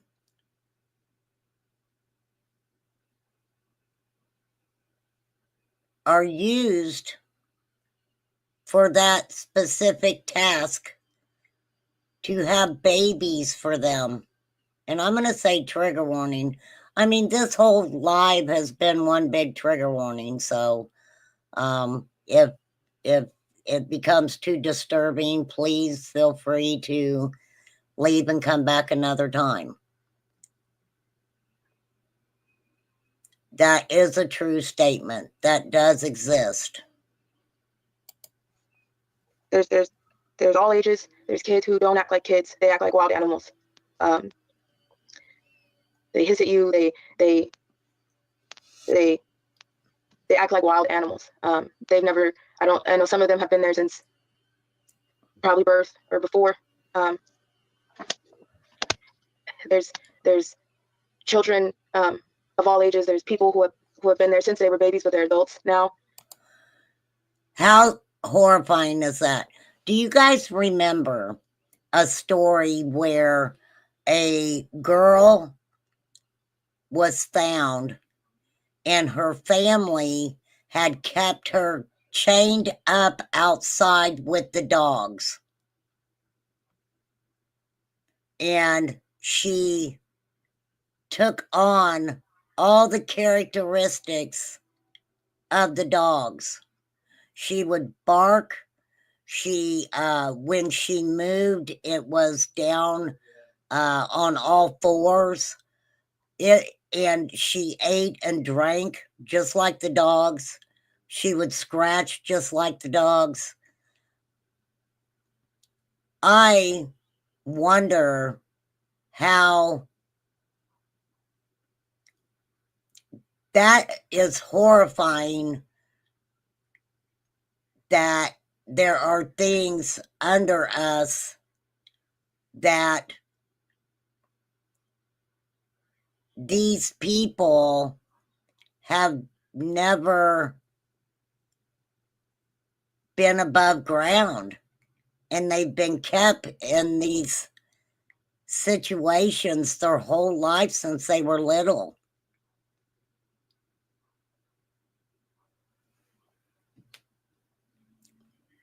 Kind of like a Wrong Turn movie, but underground. Ellie spoke how there are auctions for the children, which includes them auctioning. Yes, they do have auctions for kids. And you know, you may not think this, but in other countries, sometimes in some of these other countries, it's okay for a man to marry a child. Real memories can be entangled in false memories. I do think all of it can exist. I don't dismiss her testimony. People are capable of all good things. Yes, thank you, Danny, because that's kind of what I was saying earlier, that, you know, just from watching Allie and all of her interviews and things like that, some people may not believe her, some people may believe her, and then some people may believe some things that she's saying and not so much other things. And how long did they stay there? Till what age? I don't know, till whatever happens to them happens, and whatever their time is. There's baby farms that exist underground. Your hospitals are complicit in giving babies to baby farms. And when I say, I'm talking newborn babies fresh out of the hospital, that people take pride in raping, having sex with, hearing their bones crack, eating, Trigger warning. using them to participate in rituals. Now, way back in Remain Calm's universe, I will have to go find it. I did a live on trafficking. I actually showed an interview that was done with a trafficker, and he talks about these things happening to babies. He talks about exactly how they get these women to comply with what they're saying. He actually talked about, and I did have to privatize that video because the conversation was really deep. But he talked about how they would see a mother with a child, okay, and how they would finesse these women. He talked about taking one woman and, you know, he took her on a boat, partying, and he watched how she would speak to her mother who had the kids. And if he could convince her that, you know, if he noticed that she was talking negatively about her child, didn't want the mother bothering her about the child because she was partying with her new friend, and very easily talk that woman into handing her their child. I've seen a lot of things, and I've seen a lot of my friends die. There's so much that goes on. And it's not so these particular things that you're talking about now, these extreme, horrific. Get away with eating, beating, torturing, buying children from many places, and it also feeds their career. Selling your soul doesn't necessarily mean selling your soul for money. It means selling out for things that you're willing to do, things that you're willing to sacrifice and compete with somebody else for, because if somebody is known for ripping a child's face off, frazzle drip, and Frazzle drip. What does that mean? I'm gonna look it up. Frazzle dripped. What the world does that mean? cutting their face off to wear it and mock a victim Oh my and gosh. use it as a dedication to what they call their God, then people compete with that. Do you And- guys remember when Tina from Predator Hunter Nation put out a interview that they did with this chick, and she was talking about people wearing these masks. It was weird. Everybody is competing with that, trying to do something equal or worse. Are they open about who their God is? Sometimes some people will act as if they're a Christian, will act as if they're Could you guys imagine? Look, there is evil freaking people out here in the world. Evil people. And they're competing with each other to see who can do the most evilest thing. That's cray cray. That is scary. everyday religion that so many people, We're having sound trouble again. There we go. That's better. Sorry, go on. Some people act as if they're a Christian. yeah, some people act as if they're Christian or other religions that we all know of, but majority of them pray to someone called Baal or Satan. They give back to Satan. They dedicate to Satan. I was dedicated to Satan. I was buried alive. I was Wow. saved and told that I had to give my life to them because they saved me.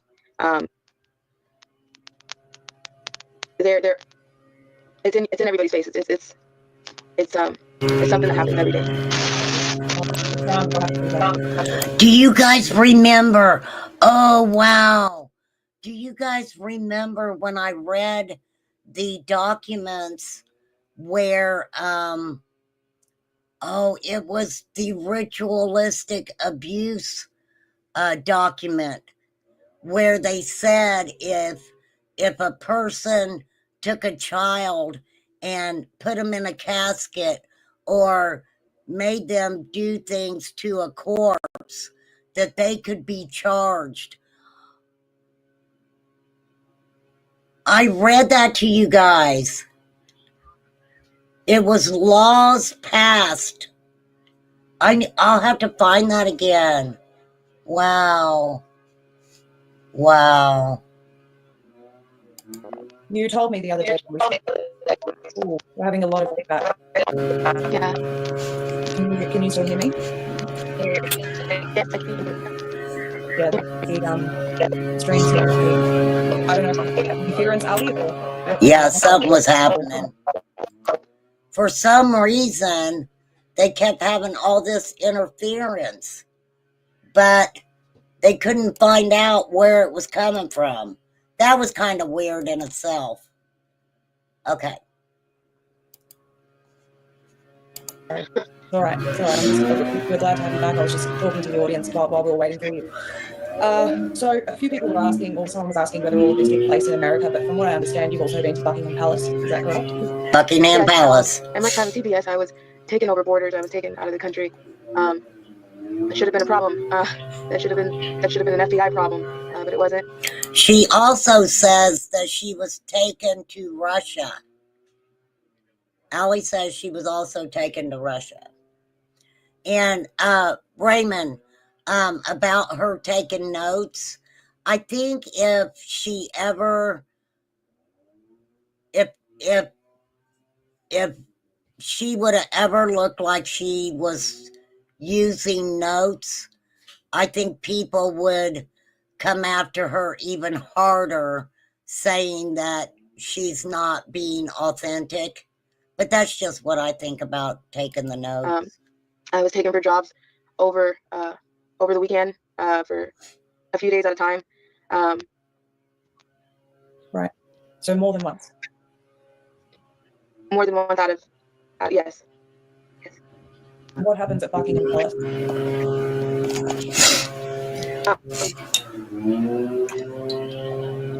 The connections. It seems we're having difficulty. Probably a lot more now that the Queen's gone. It looks like we're having connection issues again, Ali. Can you hear me now? It's cutting out a lot. Can you hear me? No, it keeps cutting out.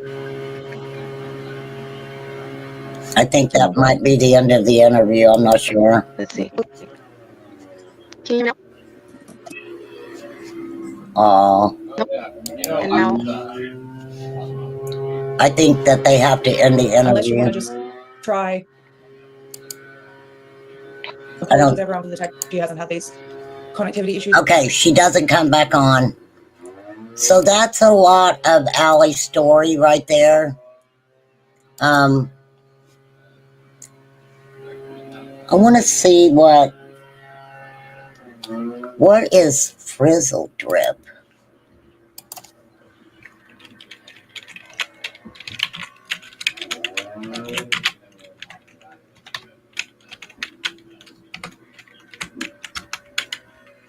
That is just so sad. That is so sad. So she started out that's the thing, Chai, because she did go to the proper authorities. But when you're a victim like that, where, you know, allegedly law enforcement was involved in some of the you know, mistreatment, where do you go?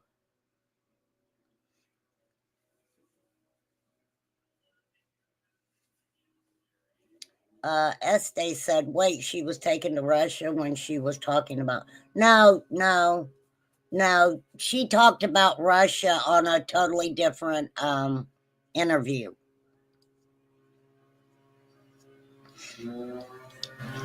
I don't know if she said your hospitals or the hospitals. Wow. Okay. We're going to find out what Frazzle Drip is. She mentioned Frazzle Drip. Okay, when she talked about the basically faces being taken off to be worn. Oh my gosh. This is Frazzle Drip. Trigger warning. Frazzle Drip, sometimes called Frazzled Rip, is a rumored dark web snuff film showing Hillary Clinton and longtime aide Huma Abedin sexually assaulting and red-rumming a young girl, drinking her blood and taking turns wearing the skin from her as a mask. The video was allegedly discovered on former Congressman Anthony Weintrop's laptop. Weiner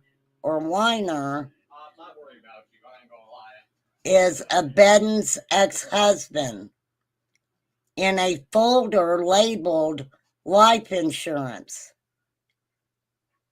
Police officers who allegedly seen it or reportedly seen it said they were horrified that they were driven to take their own lives. Conspiracy theorists have pointed to the video, which does not actually exist, to support long-standing conspiracy theories that politicians, celebrities, and other elites sexually abuse children and consume their remains. Ugh. How sad is that? How sad is that? Wow. That's kind of crazy. Okay, this is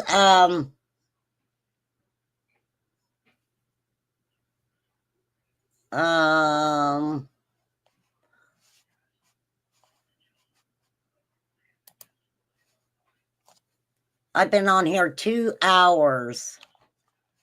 2 hours.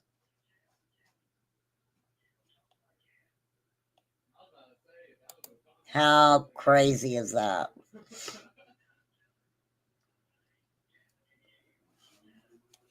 But like I said,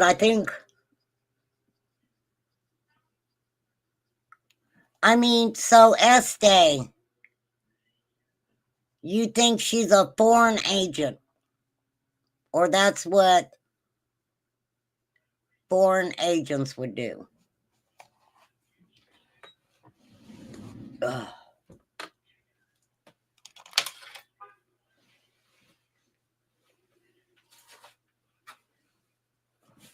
Like I said, a lot of people are going to believe her, not believe her, or believe bits and pieces of what she's saying.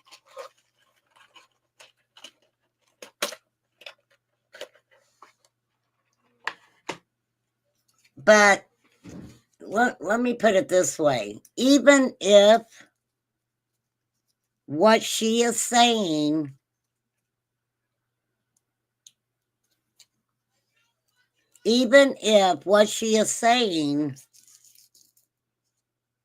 you don't believe happened to her, there's no one protecting her. There's no one protecting her.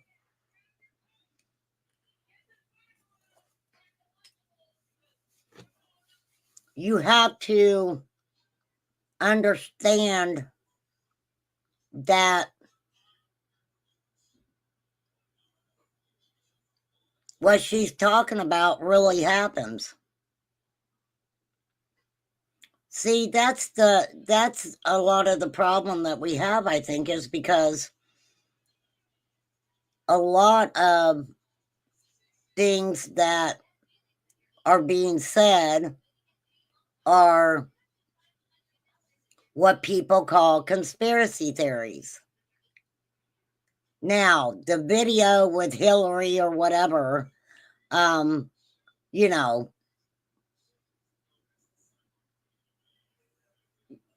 is that a real video? They say it's not. I don't know. I've never even tried to look to find something like that.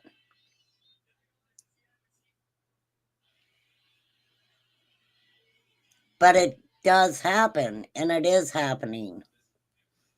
And it's just very sad. But some of these people have so much money that they're not questioned on anything that they do. But now we all know what the word frazzle drip means.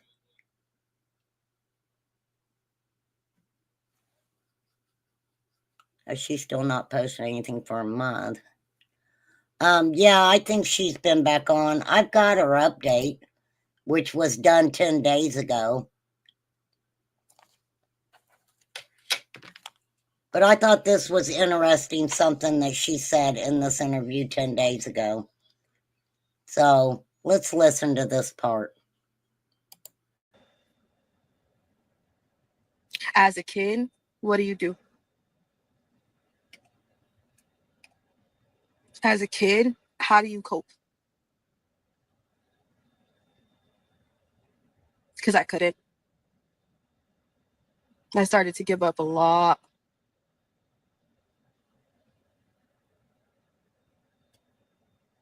There's so many times that I was just like, it's I don't even know what to do. Yeah, with the I pain. have that, Jill. I showed it.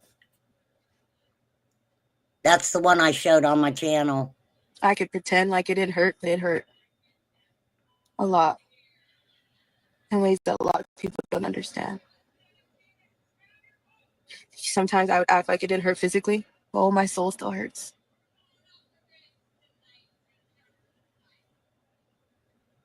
And everybody, it's your fault. What did you do? You made him mad. Trigger warning. This is from I'll a never forget channel the called time that my pimp held me down and tried to suffocate me. And it was the matter of stop fighting me. You're going to learn to stop fighting me. I learned. It took a while, but I learned. There's at one point where somebody can try to kill you, and it's the worst way to go out, so you learn to stop fighting. You learn.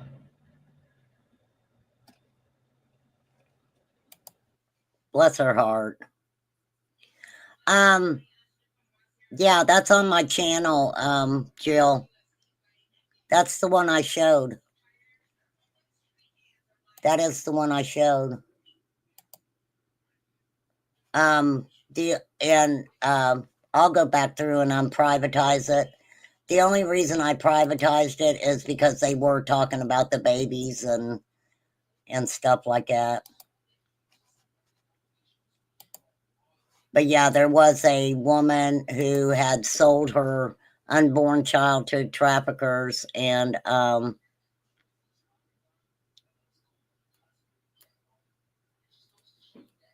yes.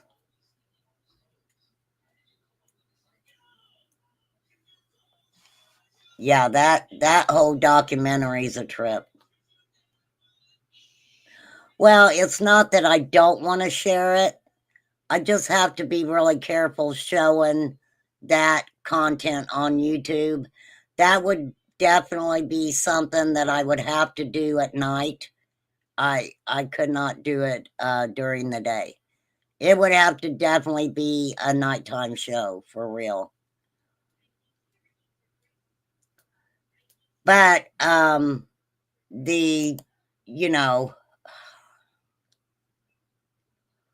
there was a really interesting thing that happened, and it was recorded while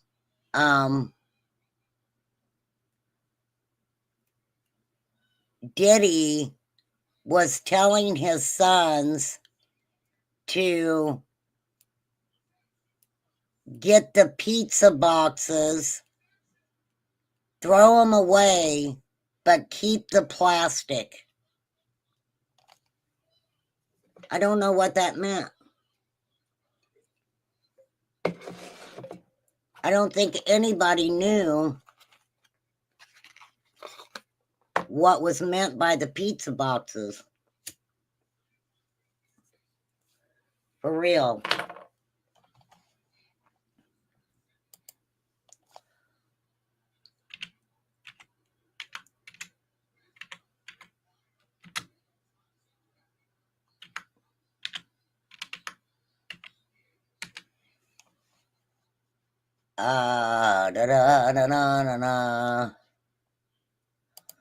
This is the last update we have on Sean Puffy Diddy Diddler Combs.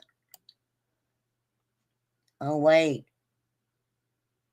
Are they going to let me watch it? Are they going to let us watch it? Let's see. Here we go. Hold on. Prosecutors now claiming that from behind bars, Combs has been trying to reach out to victims and possible witnesses. This is ABC. Good morning, America. Good morning, Phil. Good morning, Gio. Diddy's lawyers trying for a third time to get him out on bail, but this time, the prosecution telling the judge about attempts. Oh, dang it. I'm sorry, you guys. My bad. I was trying to do something there. I really was. We may have to do another commercial. Hold on. Oh, it's the Eminem guys. Okay. Hold on. I love the Eminem guys. I love the Eminem guys. Prosecutors now claiming that from behind bars, Combs has been trying to reach out to victims and possible witnesses. And ABC's Phil Lipoff is here now with this story. Good morning, Phil.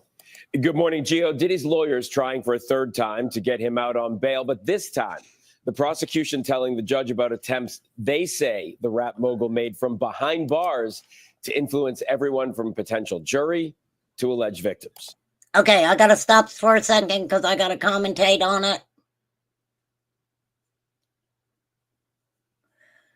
They were thinking it was containers and boxes.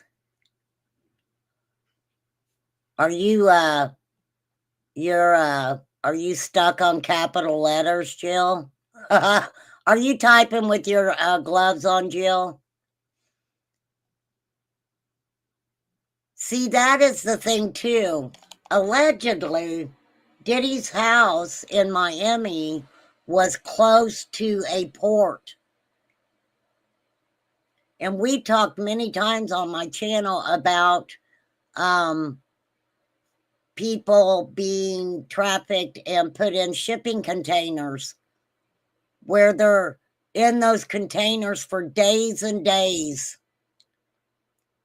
And they go through hell in those shipping containers only to be let out and sent to an even deeper level of hell. Who's the boss? Dudes is lost. All right, I can't play his music. I don't want to get in trouble. As he awaits trial. In a court filing late Friday, prosecutors detailing the steps they say Combs is taking while locked up to reach out to prospective witnesses and influence public opinion to affect potential jurors. The accusations within the prosecution's motion to deny bail are very serious and will be considered very heavily by the judge because the judge is going to want to ensure that he is not influencing witnesses and or contacting anyone to influence a trial in any way. Well, all jailhouse phone calls are recorded. So, they can't listen in to those conversations without a warrant, right? Does anybody know the answer to that? Because he's in jail. Well, no, they can automatically listen to him. They don't need a warrant, I would think, because they're being recorded for the jail anyway. Combs has pleaded not guilty to charges of racketeering, transportation to engage in prostitution, and sex trafficking. He denies any wrongdoing. The government now asking a judge not to grant Combs's third request for bail, in which the music mogul offers a $50 million bail package, citing new evidence and changed circumstances. 50 million? Diddy got 50 million. I will say Diddy was accused of this for years before. Absolutely. For years, people have been coming out and telling us exactly what was going on. And nobody wanted to believe them. Nobody wanted to believe them. I mean, to a lot of people, it was pretty far-fetched that someone would walk in a room where there is an actor, very famous actor that is tied up and being, taken care of by a sadomasochist, however you say it. Swimming in women with their own. No, I don't want your songs, Diddy. I don't have a right. Victims and witnesses, urging them to create narratives to influence a jury pool. Allegations that could land Combs in even more trouble. Diddy's jail calls can be used at trial if they are able to support the prosecution's case in chief. They can also provide grounds for additional criminal charges to be filed against him. Now, don't forget when Diddy went to jail, any usage of substances, he would have went through withdrawals. They kept him in a cell alone. This guy was used to having everybody do everything that he wanted at the snap of a finger. All of this while a Hulu documentary is set to be released Monday. His name is Shine. Kid is nice. Called The Honorable Shine, about a young rapper who says he took the rap for a nightclub shooting involving Combs and then girlfriend Jennifer Lopez. Yes. So this Shine character, back in the day, there was a firefight basically in a nightclub. This woman got shot in her face. And for years and years and years, she kept saying that it was Diddy that did it. And they just wouldn't do anything about it. Now, that story's coming back up again. Puffy got acquitted and he got 10 years. He was betrayed. I was absolutely set up to be the fall guy. So now he's out of prison and he's talking. He is talking. He went to prison for Diddy. This Shine Levy Barrow, now running for president of Belize, says he was betrayed by Combs. So that documentary is out tomorrow on Hulu. Lawyers for Combs say he categorically denies Mr. Barrow's allegations and that these claims are unequivocally false. Combs, by the way, has that bail hearing coming up on Friday. We reached out to his legal team about these new accusations from prosecutors, and we have not heard back. Wow, wow, wow. It just keeps on going. Just keeps on going.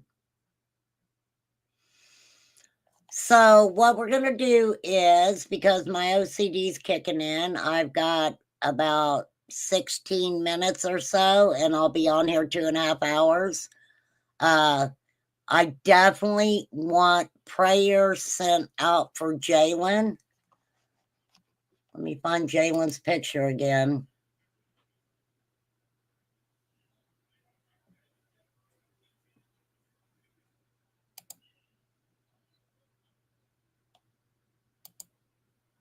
Well, come on.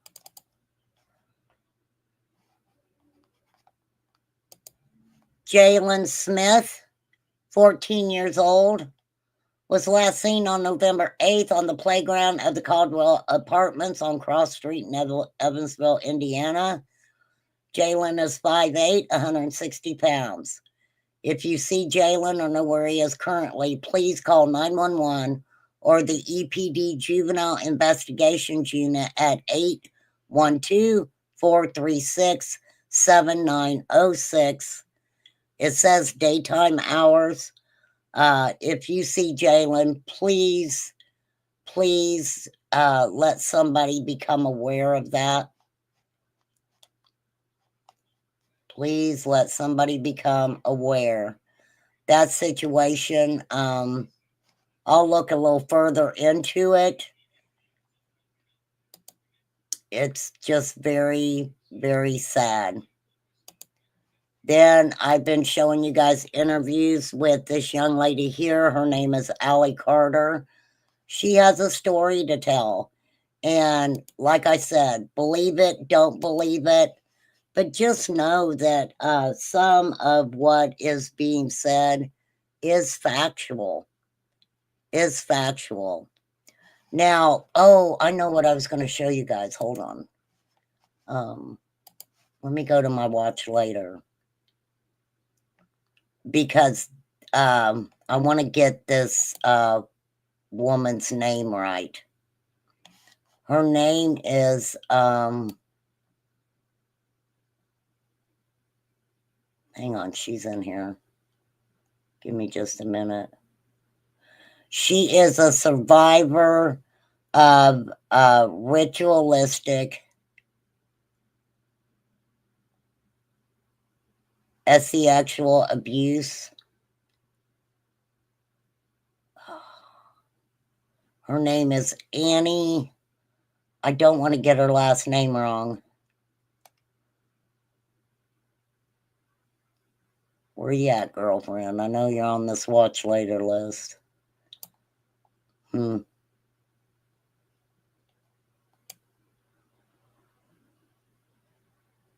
I got to get rid of some of this stuff on here. It's crazy.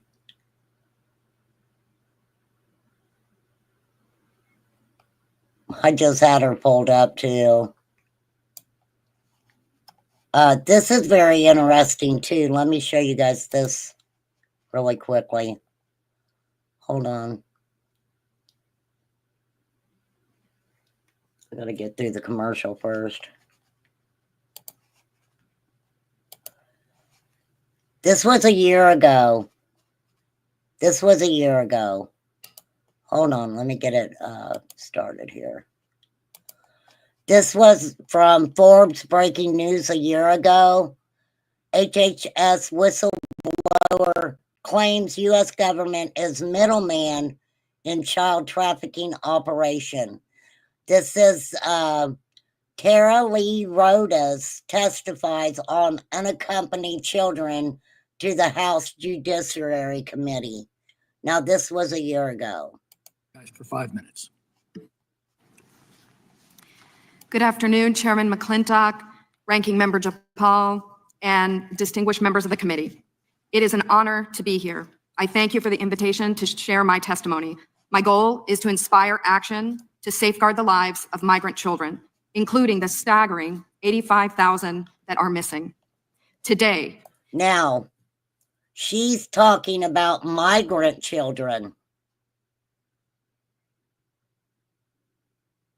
And we hear this so much. And this is what bothers me. Because we had this big movie that came out, Sound of Freedom.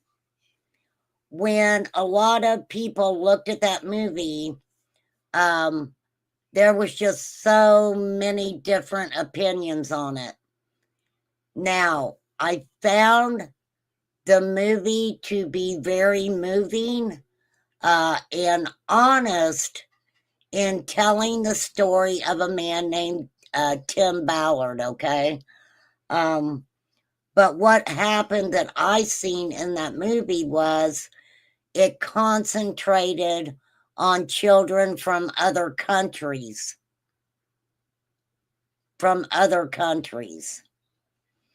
And a lot of comments that I seen were, what about our country? What about the United States of America? What are we doing to protect our own children? I am not saying that migrant children should not be taken care of. I am not saying that. But I believe that in helping the migrant children, we also need to be fighting for our children. Fighting for our children. I feel that way. Children will work overnight shifts at slaughterhouses, factories, restaurants to pay their debts to smugglers and traffickers. Today, children will be sold for sex. Today, children will call a hotline to report they are being abused, neglected, and trafficked. And we don't know if they're going to get the help they need. And those are the hotlines that Allie Carter talked about. That some of these hotlines are you need, from what she said, not word for word verbatim, but what she is saying is some of these hotlines are not doing what they say that they're supposed to be doing.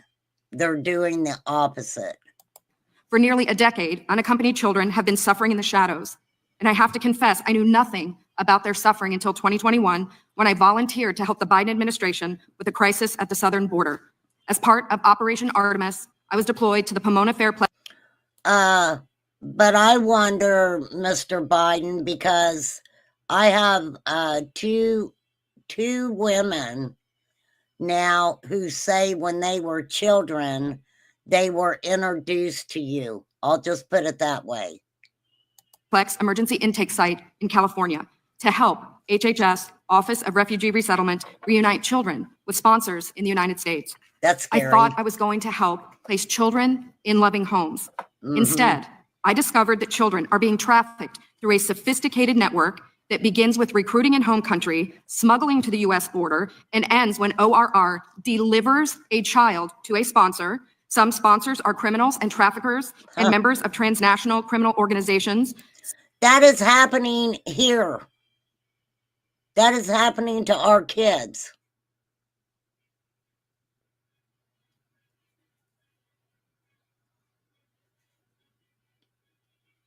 Absolutely. Like Allie spoke about the foster parents.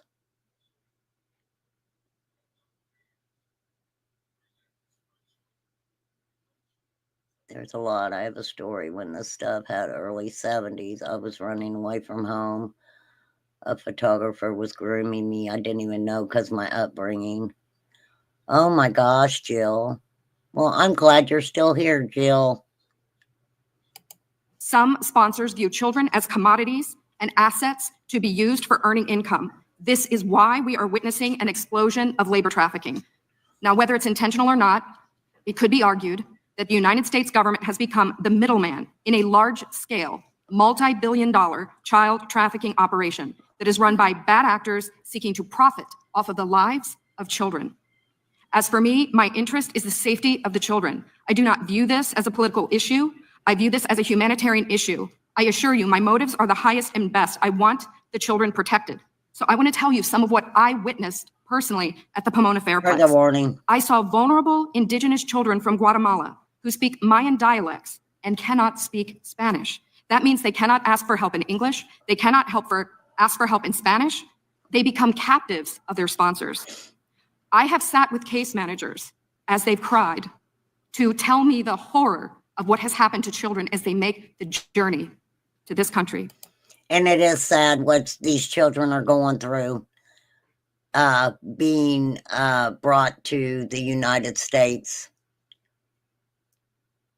But I think we need to also recognize what is happening once they're brought over to the United States. These kids are not going, the majority of them, to a loving home.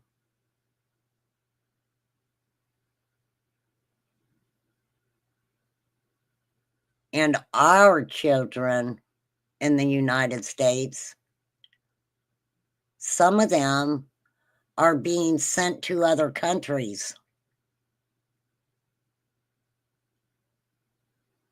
A little American child, boy or girl, is taken to other countries where they don't speak the language. They can't cry out for help.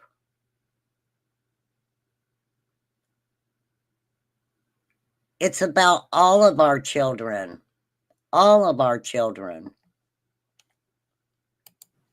I saw apartment buildings where 20, 30, and 40 unaccompanied minors have been released. I saw sponsors trying to simultaneously sponsor children from multiple ORR sites at one time. I saw sponsors using multiple addresses to obtain sponsorships of children. And I saw numerous cases of children in debt bondage, and the child knew they had to stay with the sponsor until the debt was paid. Realizing that we were not offering the children the American dream, but instead putting them in modern-day slavery with wicked overlords was a terrible revelation. So, let me ask you guys this really quick. Do you think that the United States is a middleman for these scenarios? And I'm not just talking about migrant children. I'm talking about our children. our children also. A terrible revelation. These children are a captive victim population with no access to law enforcement or knowledge of their rights. They are extorted, abused, neglected. And that is why I blew the whistle in 2021. Why are our children being placed in those conditions also? I showed you guys a video one time of a young girl who was in care of Child Protective Services. They didn't have any placements to put some of these teenage females and males, so they got them motel rooms. These children were staying in motels. The daughter told the mother that the CPS worker basically was telling the young girl to sell herself to get things that she needed. And guess what her mom did? You record it. Guess what the little girl did? She recorded it. I witnessed firsthand the horrors of child trafficking and exploitation. My life will never be the same after what I saw. But I have hope because I'm counting on you. It's my hope that you'll take action to end this crisis, to safeguard the lives of these vulnerable children. People have asked me, what can be done? What would you suggest? Well, first, I think HHS's #1 priority is oversight. They must commit to oversight, transparency, and accountability. If I could wave a magic wand, this, I believe, could be quickly solved by experts in the IG community. There is a Pandemic Analytics Center of Excellence, or the PACE, as we call it. I believe if data analysts at the PACE could look at the data, children could be rescued, criminals could be prosecuted if the PACE had access to this data. It shows where the children are and who has them. So is she trying to tell me that these migrant children, and we've talked about this over here before, where I seen where a child was just being held over the wall and dropped. The child was like 2 years old. And like I said, whether there was someone there to pick that child up or not, I don't remember.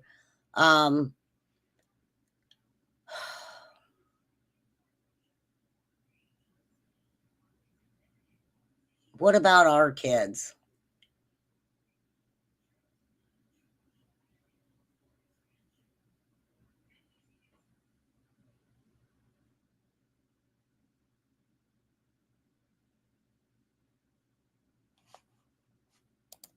I think also we need to change the culture of speed over safety. Speed is the wrong performance measure when dealing with children. We need to revamp the vetting process of sponsors and have case managers who have investigative backgrounds, data analytics backgrounds, some certified fraud examiners. And I think we need to reimagine a system where the sponsor is the accountable party. Sponsors should be required to report to ORR. Okay, I can get this with the migrant children. Absolutely.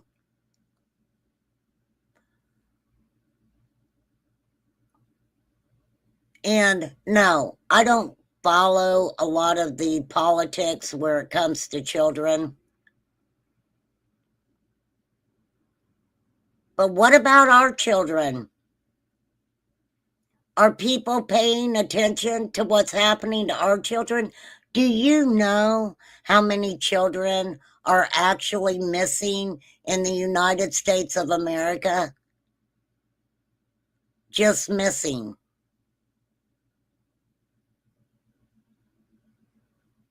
Like with Allie talking about her foster parents. They would just keep sending her to a foster home.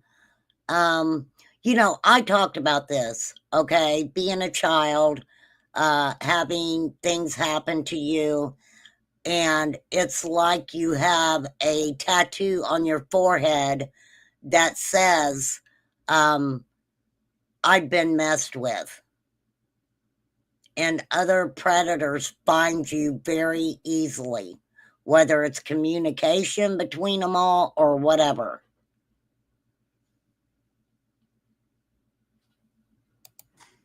And lastly, stop retaliating against whistleblowers.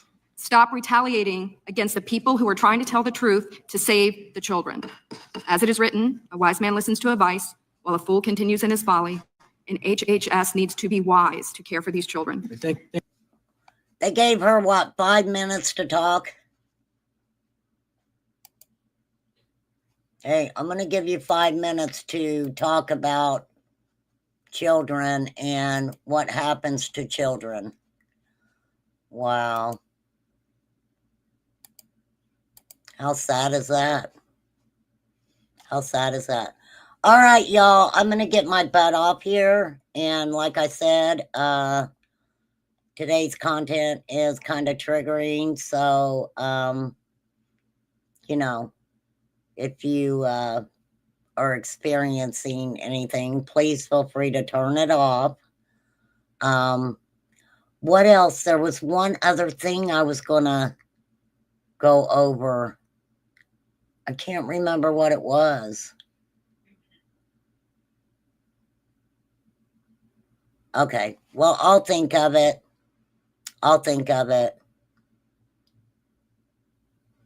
You too, Jill. Thank you. Thank you, mods. Flies, I'm praying for you.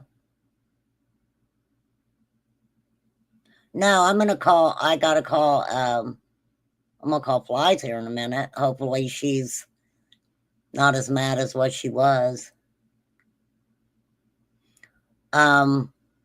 No, I know, tomorrow I did change the Lauren Naylor live to tomorrow night, but, that's when she's going to be available to, give me a holler. So, she can talk about her own experience, with this evil man. But please pray for Allie Carter. Pray for Jalen. Hopefully he's found, and I don't know. I don't know. But like I said, believe her or don't believe her. There are a lot of things that she said that are absolutely true. The rest of her story, it's up to you to decide whether you believe that or not. But I think what she's doing is very admirable, because what does happen to the victims, right? What does happen to the victims? These children, what happens to them? How is it okay that all these children are going missing, and you might hear a little something on the news about it, right? You might hear, oh, a busload of students went missing. Remember in Hawaii? They had busloads of children who went missing.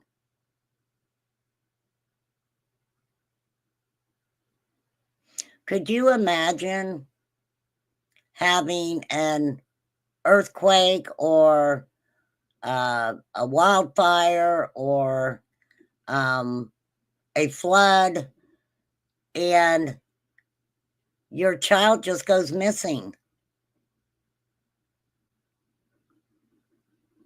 And it's sad, because a lot of times when a child goes missing, that means they can't be found. And the parents don't know where to start looking. They don't know where to start looking. So pray for Jalen and pray for Allie. And let's pray for all the children. We need to pray for all the children, because it doesn't matter where they come from. It doesn't matter what the color of their skin is. It should never matter. These babies are not asking they're not asking for any of this. But I don't know. I don't know.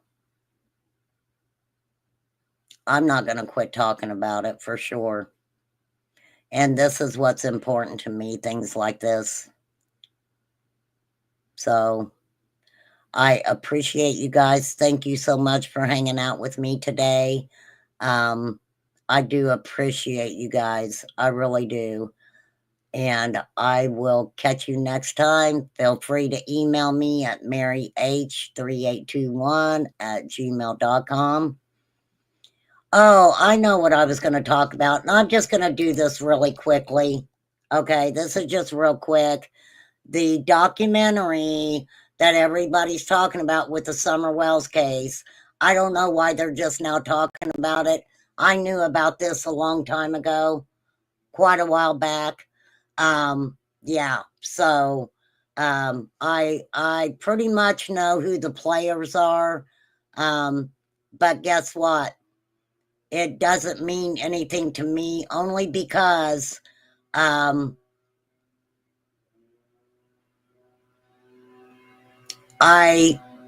don't know how you're going to showcase Summer Wells in a documentary.